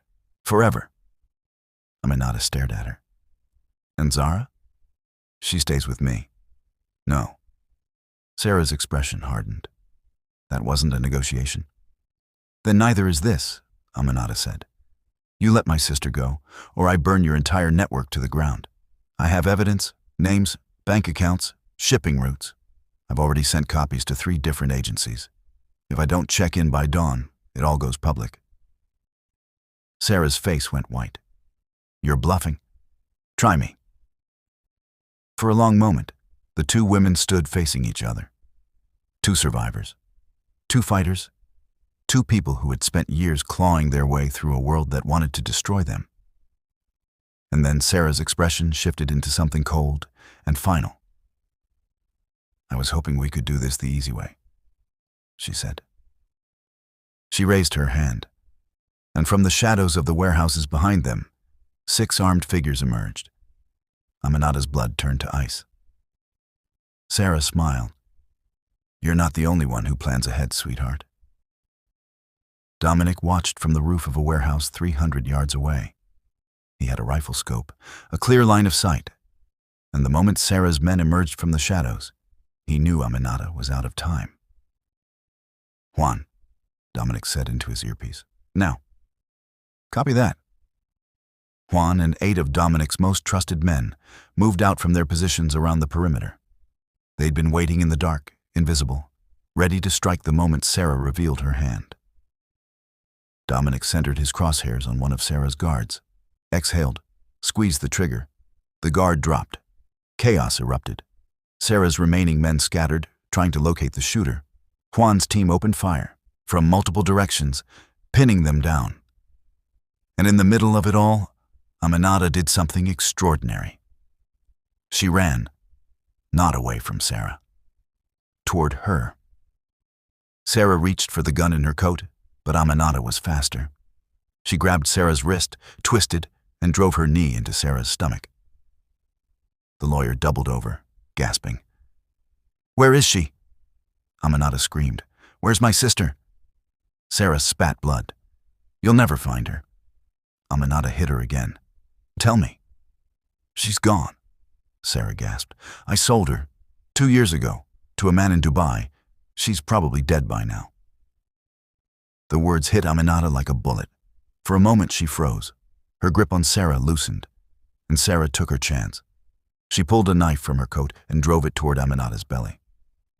Dominic saw the blade, saw Aminata's eyes widen, saw the moment that would haunt him for the rest of his life. He pulled the trigger. The bullet caught Sarah in the shoulder, spinning her around. The knife clattered to the ground, but the damage was done. Aminata collapsed to her knees, her hand pressed to her side. Blood seeped between her fingers. "No," Dominic whispered. He dropped the rifle and ran. "No, no, no. Tell me Aminata's okay. Tell me the baby's okay. Drop a comment right now with your reaction, because I know you're screaming. And if you haven't subscribed yet, what are you waiting for? What happened next going to be the most intense endings you've ever watched?" Dominic reached Aminata in seconds that felt like hours. She was on her knees, one hand pressed against her side, the other cradling her belly. Her face was pale, her breathing shallow, but her eyes were still sharp, still focused, still fighting. "I'm okay," she gasped before Dominic could ask. "It's not deep." She missed. Dominic pulled her hand away to look. The knife had sliced through her coat and shirt, cutting a gash across her ribs, painful, bleeding, but not fatal. Not deep enough to reach anything vital, not deep enough to hurt the baby. Relief flooded through Dominic so intensely it nearly brought him to his knees. "We need to get you out of here," he said, already reaching for his phone. "No." Aminata's hand shot out and grabbed his wrist. "Not yet. Sarah, where is she?" Dominic looked up. Sarah was on the ground 15 feet away, clutching her shoulder where Dominic's bullet had torn through muscle and bone. Blood pooled beneath her. Her face was twisted in pain and rage. Around them, the firefight was ending. Juan's team had taken down 4 of Sarah's guards. The other 2 had surrendered, hands in the air, weapons on the ground. It was over. They'd won. But Aminata wasn't looking at Sarah with relief or triumph. She was looking at her with pure, undiluted fury. "She said Zara's dead," Aminata whispered. "She said she sold her 2 years ago." Dominic's jaw tightened. She could be lying, trying to break you. Or she could be telling the truth. Aminata's voice cracked. 3 years. I've been searching for 3 years, and she's been dead for 2 of them. You don't know that?" "Yes," Aminata said, tears finally streaming down her face. "I do. I can feel it. I've felt it for months. I just didn't want to admit it." Dominic helped her stand. She swayed on her feet, one hand still pressed to her bleeding side, the other wrapped protectively around her belly. Sarah laughed, a wet, painful sound. "That's right. Cry. Grieve. It won't change anything. Your sister is gone. And even if you kill me, you'll never know what happened to her. You'll spend the rest of your life wondering, imagining, torturing yourself with. Aminata walked over to Sarah and kicked her in the ribs. Sarah's scream echoed across the water. "Shut up," Aminata said quietly. "Just shut up." She crouched down beside Sarah, wincing as her own wound pulled. "You're going to tell me everything. The buyer's name, the location, the transaction details, everything." Sarah spat blood at her. "Go to hell." Aminata pulled the knife from where it had fallen on the ground. She pressed the blade against Sarah's throat, not cutting, just pressing, a promise of what could come. "I've been to hell," Aminata said softly. "I lived there for 3 years. And you know what I learned? Hell doesn't scare me anymore. Because I became something worse than anything hell could throw at me." She leaned closer. "So I'm going to ask you one more time. Where is my sister?" Sarah's eyes darted to Dominic. "You going to let her do this?" Dominic crossed his arms. "I'm not seeing anything." Sarah's face went pale. "You can't. She's pregnant. She's not thinking clearly." "She's thinking clearer than anyone I've ever met," Dominic said. "And honestly, after what you've done, I think she's earned this." Aminata pressed the blade harder. A thin line of blood appeared on Sarah's throat. Last chance. Sarah's resolve cracked. "Dubai. The buyer's name is Khalid al-Rashid. He's a businessman, owns hotels, casinos. He has a private estate outside the city. That's where I sent her." "When?" 2 years ago, August." "And you've had contact with him since?" Sarah hesitated. Aminata pressed harder. "Yes," Sarah gasped. "Yes, we still do business. He's a regular client. He buys girls through my network. Last transaction was 3 months ago." Aminata's hand trembled. "So Zara could still be alive?" I don't know. Maybe. He keeps some girls long-term, others." Sarah stopped. "Others what?" Sarah looked away. "Others get sold again when he's bored with them. Or worse." The words hung in the air like a death sentence. Aminata stood up slowly. She looked at Dominic. "I need to go to Dubai." "Not tonight," Dominic said firmly. "Tonight, you need a hospital. You need stitches. You need to make sure your baby is okay." "My baby is fine." "You don't know that." "I know," Aminata said, her voice breaking. "I know because I can. Feel her moving. She's scared. She can feel my adrenaline. But she's alive. She's fighting, just like I taught her." Dominic's eyes widened. "Her?" Aminata's hand moved to her belly. "Yes, her. I found out 2 weeks ago. I'm having a girl." Fresh tears spilled down her cheeks. "I'm having a daughter. And I want her to grow up knowing her aunt. Knowing Zara. Knowing that I didn't give up. That I fought until the very end."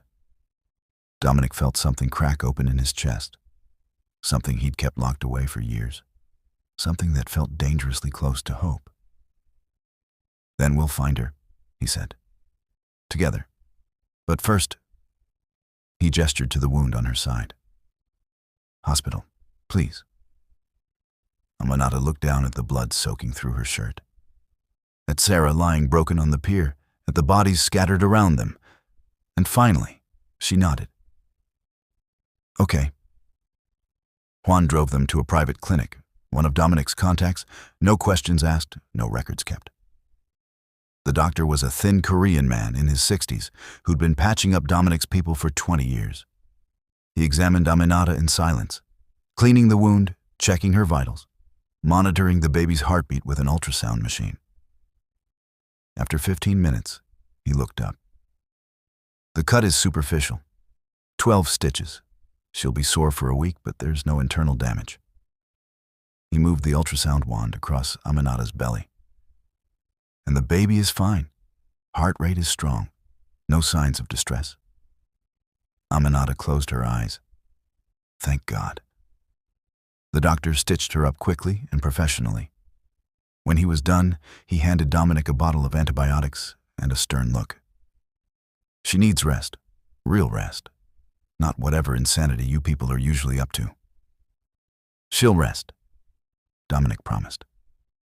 The doctor didn't look convinced, but he didn't argue. He just left the room, shaking his head. Aminata sat up slowly, wincing. Dominic moved to help her, but she waved him off. I'm fine. You're not fine. You were stabbed 2 hours ago. I've had worse. That doesn't make me feel better. Aminata smiled. A real smile this time, not the cold, calculated one she'd been wearing for days. You worry too much. Someone has to. She looked at him for a long moment. You really meant it, didn't you? About going to Dubai? About helping me find Zara? Yes? Why? Dominic sat down on the exam table beside her.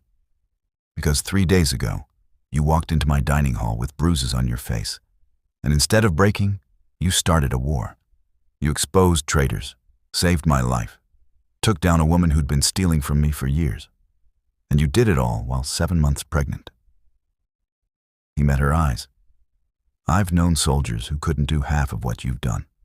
So yes, I'm going to help you find your sister. Because you deserve that. And because... He paused. Because somewhere along the way, this stopped being about business. Aminata's breath caught. What is it about? Dominic didn't have a name for it. Didn't know how to explain the way his chest tightened when she smiled, or the way his blood turned cold when she was in danger, or the way he'd felt when he thought Sarah's knife had gone deeper. So instead he said, it's about finishing what we started. Together. Aminata reached out and took his hand. Her fingers were small, delicate, but her grip was iron. Together, she repeated. They returned to the estate just before dawn. Juan was waiting in Dominic's office, his face grim. We have a problem. What now? Dominic asked. Juan pulled up security footage on the computer. Sarah had a contingency plan. Before we took her down, she sent a message to someone. We intercepted it, but... He played the video. It showed Sarah, bloodied and broken on the pier, using her phone with her one good hand. The message was simple. Burn it all. Who did she send it to? Dominic demanded. We don't know yet. The number's encrypted. But based on the timing and the content, Juan's face was pale. I think she was talking about your assets, your properties, your entire infrastructure. Dominic's blood ran cold. How long do we have? Hours. Maybe less. If someone's planning to sabotage your operations, they'll move fast, before we can stop them. Aminata stepped forward, still favoring her injured side. Where are your most valuable assets? Warehouses, transport hubs, the downtown office. But the biggest target would be... Dominic stopped. His eyes widened. The port. If they hit the port, they take out half my supply lines, millions in inventory, years of connections. Then that's where they'll strike, Aminata said. That's where we need to be. You're not going anywhere, Dominic said firmly. You're going to stay here, rest, and... No, Aminata interrupted. I didn't come this far to sit on the sidelines. If Sarah sent that message, it means whoever's receiving it is someone close to her. Someone who knows the operation. Someone who might know where Zara is. She looked at Dominic. I'm coming with you. You can barely walk. I can walk fine. You were stabbed. And I'm still standing, Aminata said. Which means I'm coming. End of discussion. Dominic wanted to argue, wanted to lock her in a room and keep her safe. But he'd learned over the past 3 days that Aminata Eames didn't take orders. She gave them. Fine, Dominic said, but you stay in the car, and if shooting starts, you run. Deal? Aminata smiled. We'll see. The port was dark and quiet when they arrived. Too quiet. Dominic parked a block away and surveyed the scene through binoculars. The main gate was open, which it shouldn't have been at 5 a.m. The security booth was empty, and in the distance, near Warehouse 7, he could see movement. Shadows. At least 6 people. "They're already here," Dominic said. Juan checked his weapon. "What's the play?" "We take them out. Fast. Before they can destroy anything." Dominic looked at Aminata. "You stay." But Aminata was already opening her door. "Aminata." "I see someone," she said, pointing toward the warehouse. "That figure on the right. I know that walk." Dominic looked through the binoculars. One of the figures was smaller than the others, moving with a slight limp, wearing a long coat.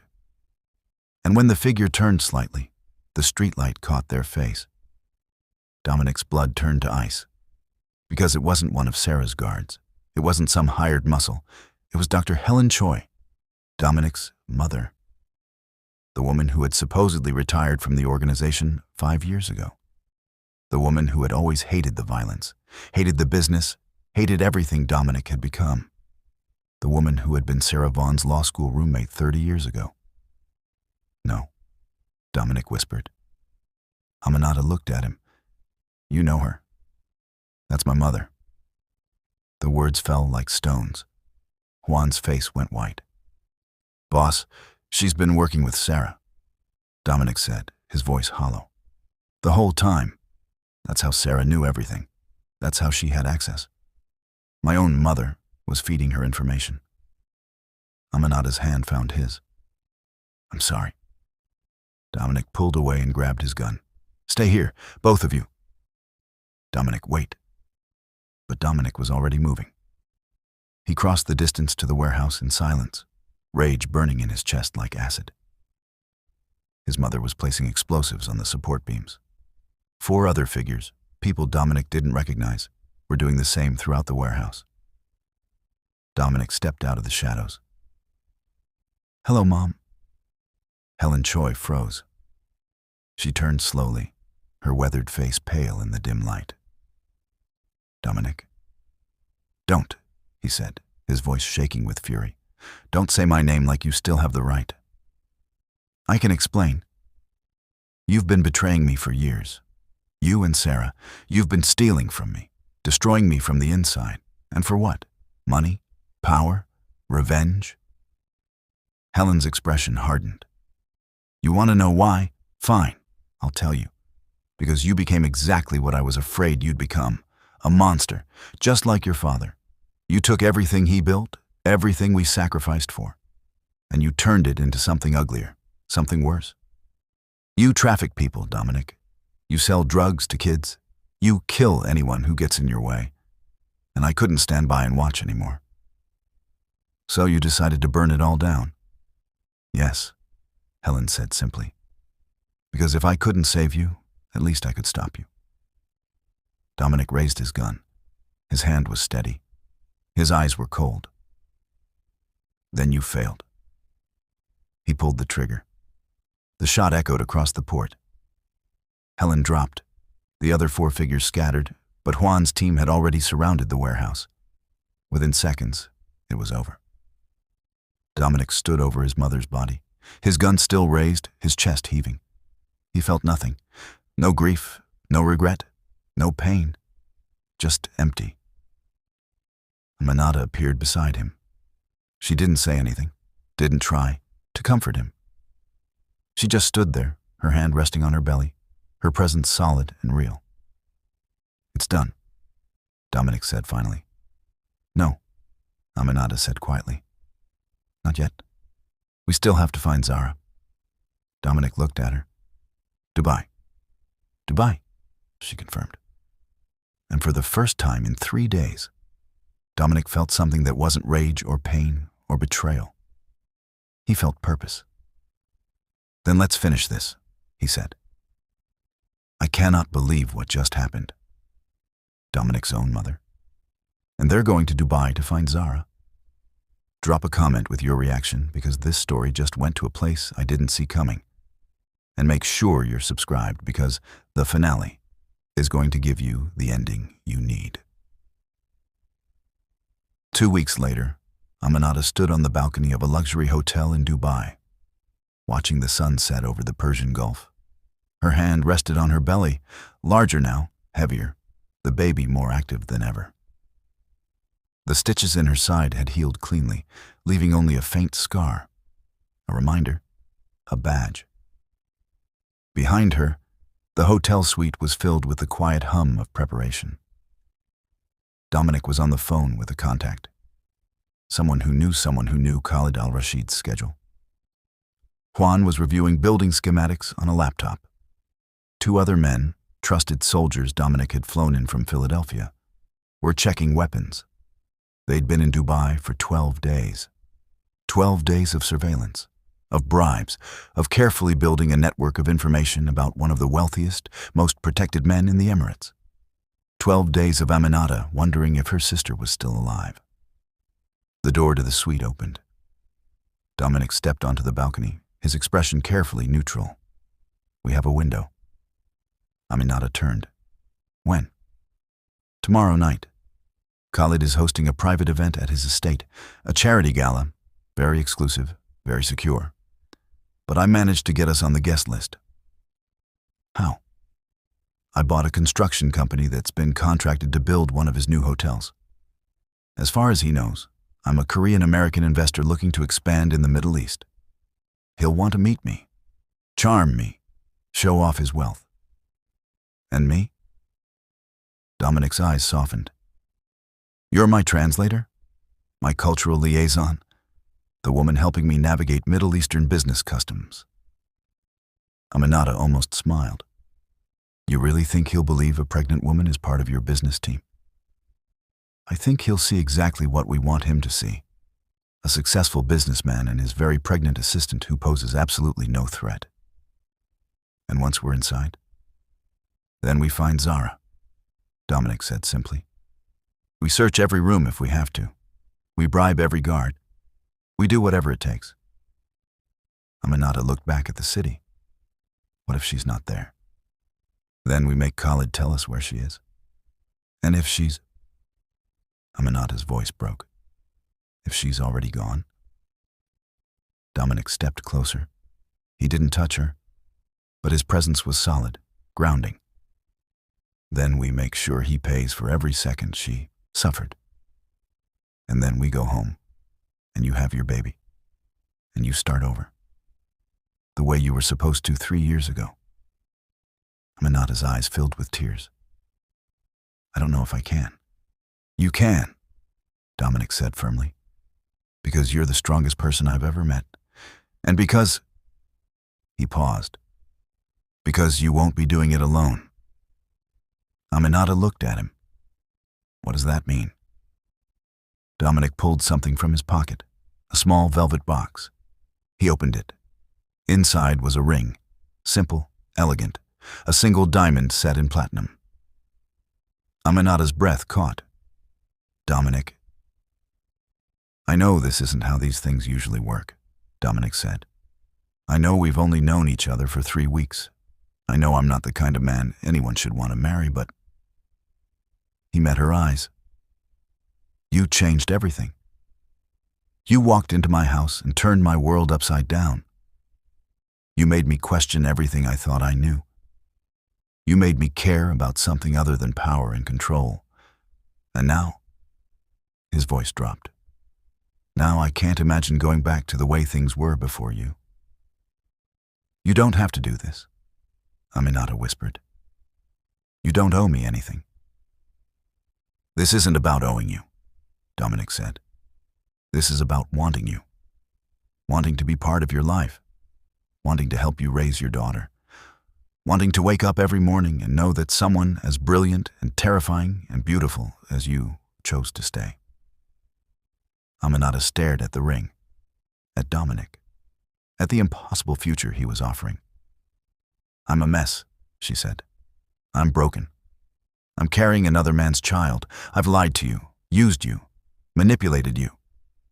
And I've killed people," Dominic interrupted. "I've destroyed families. I've built an empire on blood and fear. We're both damaged. We're both survivors. We're both doing whatever it takes to protect the people we love." He held out the ring. "So let's be damaged together." Aminata looked at him for a long moment, and then she did something she hadn't done in 3 years. She let herself hope. "Ask me again after we find Zara," she said softly. "If she's alive, if we get her back, ask me again, and I'll say yes." Dominic closed the box and slipped it back into his pocket. Deal. Khalid al-Rashid's estate was exactly what Aminata expected. Obscene wealth masquerading as taste. Marble floors, gold fixtures, crystal chandeliers the size of cars, uniformed servers circulating with champagne and caviar. And everywhere, guests dressed in designer clothes, dripping with jewelry, laughing and networking and pretending they didn't know exactly what kind of man their host really was. Aminata wore a flowing black dress that accommodated her belly. Her hair was styled elegantly. Diamond earrings, borrowed from one of Dominic's contacts, glittered at her ears. She looked every inch the sophisticated professional. But beneath the dress, strapped to her thigh, was a knife. And in her clutch was a small device Dominic had given her. A signal, jammer that would disable security cameras for exactly 90 seconds. Khalid greeted them personally. A tall, handsome man in his 50s, with silver hair and a smile that didn't reach his eyes. He shook Dominic's hand warmly and then turned to Aminata. "And you must be Mrs. Eames," Aminata said smoothly. "But please, call me Aminata." "A pleasure," Khalid said, his eyes lingering on her belly. "Congratulations. When are you due?" 2 months. "How wonderful. Children are such blessings, aren't they?" His smile widened. "I have 6 daughters myself." Aminata's blood ran cold. She forced herself to smile back. 6. That's beautiful. You must be very proud." "Oh, I am, though I confess I tend to spoil them." He laughed, a practiced, charming sound. "But what father doesn't?" Dominic steered the conversation toward business, contracts, investments, opportunities. Khalid was clearly interested, clearly eager to establish a relationship with this new potential partner. And while they talked, Aminata scanned the room. She counted exits, memorized faces, noted which guards were armed, which were simply for show. And then she saw her. At the far end of the room, near a set of French doors that led to the garden, stood a young woman in a server's uniform. She was pouring wine for a group of guests, her movements efficient and invisible. But Aminata would have recognized her anywhere. Zara, her sister, alive. Aminata's knees nearly buckled. Her hand went to her belly, steadying herself, her heart pounding so hard she thought it might explode. Zara looked different, thinner, older. Her hair was shorter, her expression carefully blank. But it was her. It was her. Dominic noticed Aminata's reaction immediately. He followed her gaze, then looked back at her, his expression asking a silent question. Aminata gave the smallest nod. Dominic's jaw tightened. He turned back to Khalid. "Would you mind showing me your collection? I heard you have some remarkable pieces." "Of course," Khalid beamed. "Right this way." As the men moved toward another room, Aminata stayed behind. She waited until they were out of sight. Then she crossed the room, moving slowly, carefully, like just another pregnant guest looking for the restroom. She passed Zara once, twice. On the third pass, she leaned close and whispered, "Restroom, 2nd floor, 5 minutes." Zara's hand trembled on the wine bottle, but she didn't turn, didn't react, just nodded once, so small, so subtle that no one else would have noticed. 5 minutes later, Aminata stood in a marble bathroom on the 2nd floor, her heart racing. The door opened. Zara stepped inside. For a moment, they just stared at each other, and then Zara's mask cracked. "Ami, it's me," Aminata whispered. "It's really me." Zara's legs gave out. Aminata caught her, pulling her close, both of them sinking to the floor in a tangle of limbs and tears and 3 years of grief. I thought you were dead, Zara sobbed. I thought he killed you. No, Aminata said fiercely. No, baby, I'm alive. I'm here, and I'm getting you out. You can't. He'll kill you. He owns everyone. He doesn't own me, Aminata said.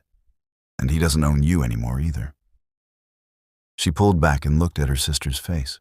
Really looked. Zara had scars, bruises that had long since faded but left marks on her soul. But she was alive. She was here. I need you to trust me, Aminata said. Can you do that? Zara nodded. Good. In 10 minutes, the power is going to go out. When it does, you run. There's a car waiting 3 blocks north, black Mercedes, license plate ending in 447. Juan is driving. He'll get you to the airport, to safety. What about you? I'll be right behind you. Ame. Go, Aminata said. When the lights go out, you run. Don't look back. Don't stop. Just run. Zara hesitated. Then she hugged her sister one more time. Tight, desperate, 3 years of love and loss and survival poured into that single embrace. I love you, Zara whispered. I love you too, Aminata said. Now go. Aminata found Dominic in Khalid's private gallery, a room filled with paintings, sculptures, artifacts worth millions. Khalid was showing off a jade statue, talking animatedly about its provenance. Dominic was listening, nodding, playing the part of the interested investor. But when Aminata entered, his eyes found hers immediately. She touched her ear. Their signal. It's done. Dominic's expression didn't change, but Aminata saw the relief flash through his eyes. Mr. Al-Rashid, Dominic said, would you excuse me for a moment? I need to make a phone call. Business never sleeps, as they say. Of course, of course. Dominic stepped into the hallway. Aminata followed. They walked quickly, purposefully toward the main staircase, and then the lights went out. Screams, confusion, guests stumbling in the darkness. Dominic grabbed Aminata's hand. Move. They ran, as fast as Aminata's pregnant body would allow, down the stairs, through the main hall toward the front entrance. Behind them, they could hear shouting, guards yelling for backup. Khalid's voice, sharp and furious, demanding to know what was happening. They burst through the front doors just as the backup generators kicked in, flooding the estate with harsh emergency lighting. A car screeched to a stop in front of them, Juan behind the wheel. Dominic yanked open the back door and pushed Aminata inside. He dove in after her. Drive, Dominic shouted. Juan floored it. In the back seat, Aminata found herself face to face with her sister. Zara was crying, laughing, reaching for her. And Aminata held her, rocking her, whispering, I've got you, you're safe now, you're safe. They didn't stop until they reached the airport. A private plane was waiting, one of Dominic's contacts, no questions asked, fueled and ready to leave the moment they boarded. Zara was silent during the flight, curled up in a seat near the window, staring at the darkness outside. Aminata sat beside her, holding her hand, not pushing, just being there. Dominic sat across from them, watching. When Aminata looked up and met his eyes, he gave her a small nod. We did it. You did it. 3 weeks later, back in Philadelphia, Aminata stood in the living room of a new apartment. One Dominic had purchased under a shell company, untraceable, secure. It wasn't extravagant, just comfortable, safe, a place where Zara could heal, a place where Aminata could finally breathe. Zara was in therapy 3 times a week. She still had nightmares, still flinched at loud noises. But she was smiling again, laughing again, beginning to believe that the nightmare was really over. Aminata heard the door open behind her. She turned to find Dominic standing in the doorway, holding 2 cups of coffee. Decaf, he said, handing her one. You remembered. I remember everything you tell me. They stood in comfortable silence, looking out the window at the city below. I've been thinking, Dominic said finally. About what you said. About asking you again. Aminata's hand moved to her belly, larger now, the baby due in less than a month. Dominic, I'm not going to ask, he interrupted. Not yet. Because I realized something. You've spent 3 years fighting, surviving, sacrificing everything for the people you love. And now, finally, you have a chance to just be, to heal, to figure out who you are when you're not running or hiding or planning your next move. He looked at her. So, I'm going to wait. I'm going to be here. I'm going to help you raise your daughter and support your sister and give you whatever time you need. And when you're ready, if you're ever ready, you'll tell me. Aminata felt tears slip down her cheeks. You're a good man, Dominic Choi. No, Dominic said quietly. I'm really not, but you make me want to be. 6 weeks later, Aminata gave birth to a healthy baby girl. She named her Hope. Because after 3 years of darkness, hope was what had kept her alive. Hope was what had brought her to Dominic's house. Hope was what had reunited her with Zara. Hope was what had given her the strength to fight back. And now, holding her daughter in her arms, surrounded by her sister and the man who had helped her burn down an empire and rebuild her life from the ashes, Aminata finally understood something. Survival wasn't just about staying alive. It was about choosing to live. It was about refusing to let the people who hurt you define who you became. It was about finding family in unexpected places. And it was about believing, despite everything, that tomorrow could be better than today. Dominic stood in the doorway of the hospital room, watching Aminata cradle their daughter. Because yes, hope was theirs now, in every way that mattered. You were right, Aminata said softly. About what? About asking me again? She looked up at him, her eyes shining. The answer is yes. Dominic smiled, a real smile, the kind that transformed his entire face. He crossed the room and knelt beside the bed, pulling the velvet box from his pocket one more time. This time, when he opened it, Aminata didn't hesitate. She held out her hand, and Dominic slid the ring onto her finger. Together, he said. Together, Aminata whispered. And in that moment, surrounded by the family they'd built from blood and fire and impossible choices, they finally found peace. Epilogue. 1 year later. Aminata stood in the kitchen of the Philadelphia estate, not as a maid this time, but as its mistress. She was cooking jollof rice, Zara's favorite, while Hope played in a high chair nearby, babbling and throwing Cheerios on the floor. Zara walked in, laughing at something on her phone. She was 20 now, enrolled in college, studying social work, determined to help other survivors the way Aminata had helped her. Is Dom home yet? Zara asked. Should be any minute, Aminata said. He texted that he's bringing someone. Another business contact? Probably. The front door opened. Dominic's voice echoed through the house. Aminata? Zara? I need you both in the living room. They exchanged glances and walked out together. Dominic stood in the center of the room, holding a folder. His expression was unreadable. What is it? Aminata asked, her stomach tightening. Dominic held out the folder. I spent the last 6 months tracking down everyone who was involved in what happened to you.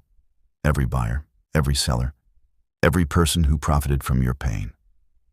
Aminata took the folder with trembling hands. She opened it. Inside were photographs, documents, obituaries. Every single person who had hurt them was dead.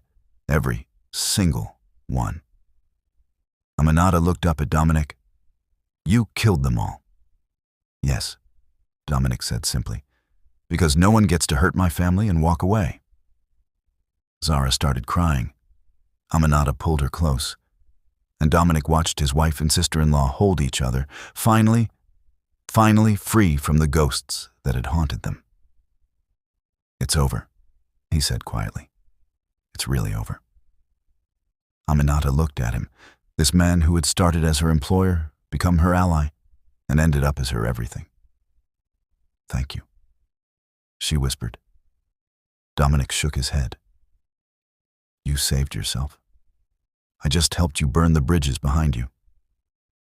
And as Hope giggled in the next room, and Zara smiled through her tears, and Aminata felt the weight of 3 years finally lift from her shoulders, she realized something.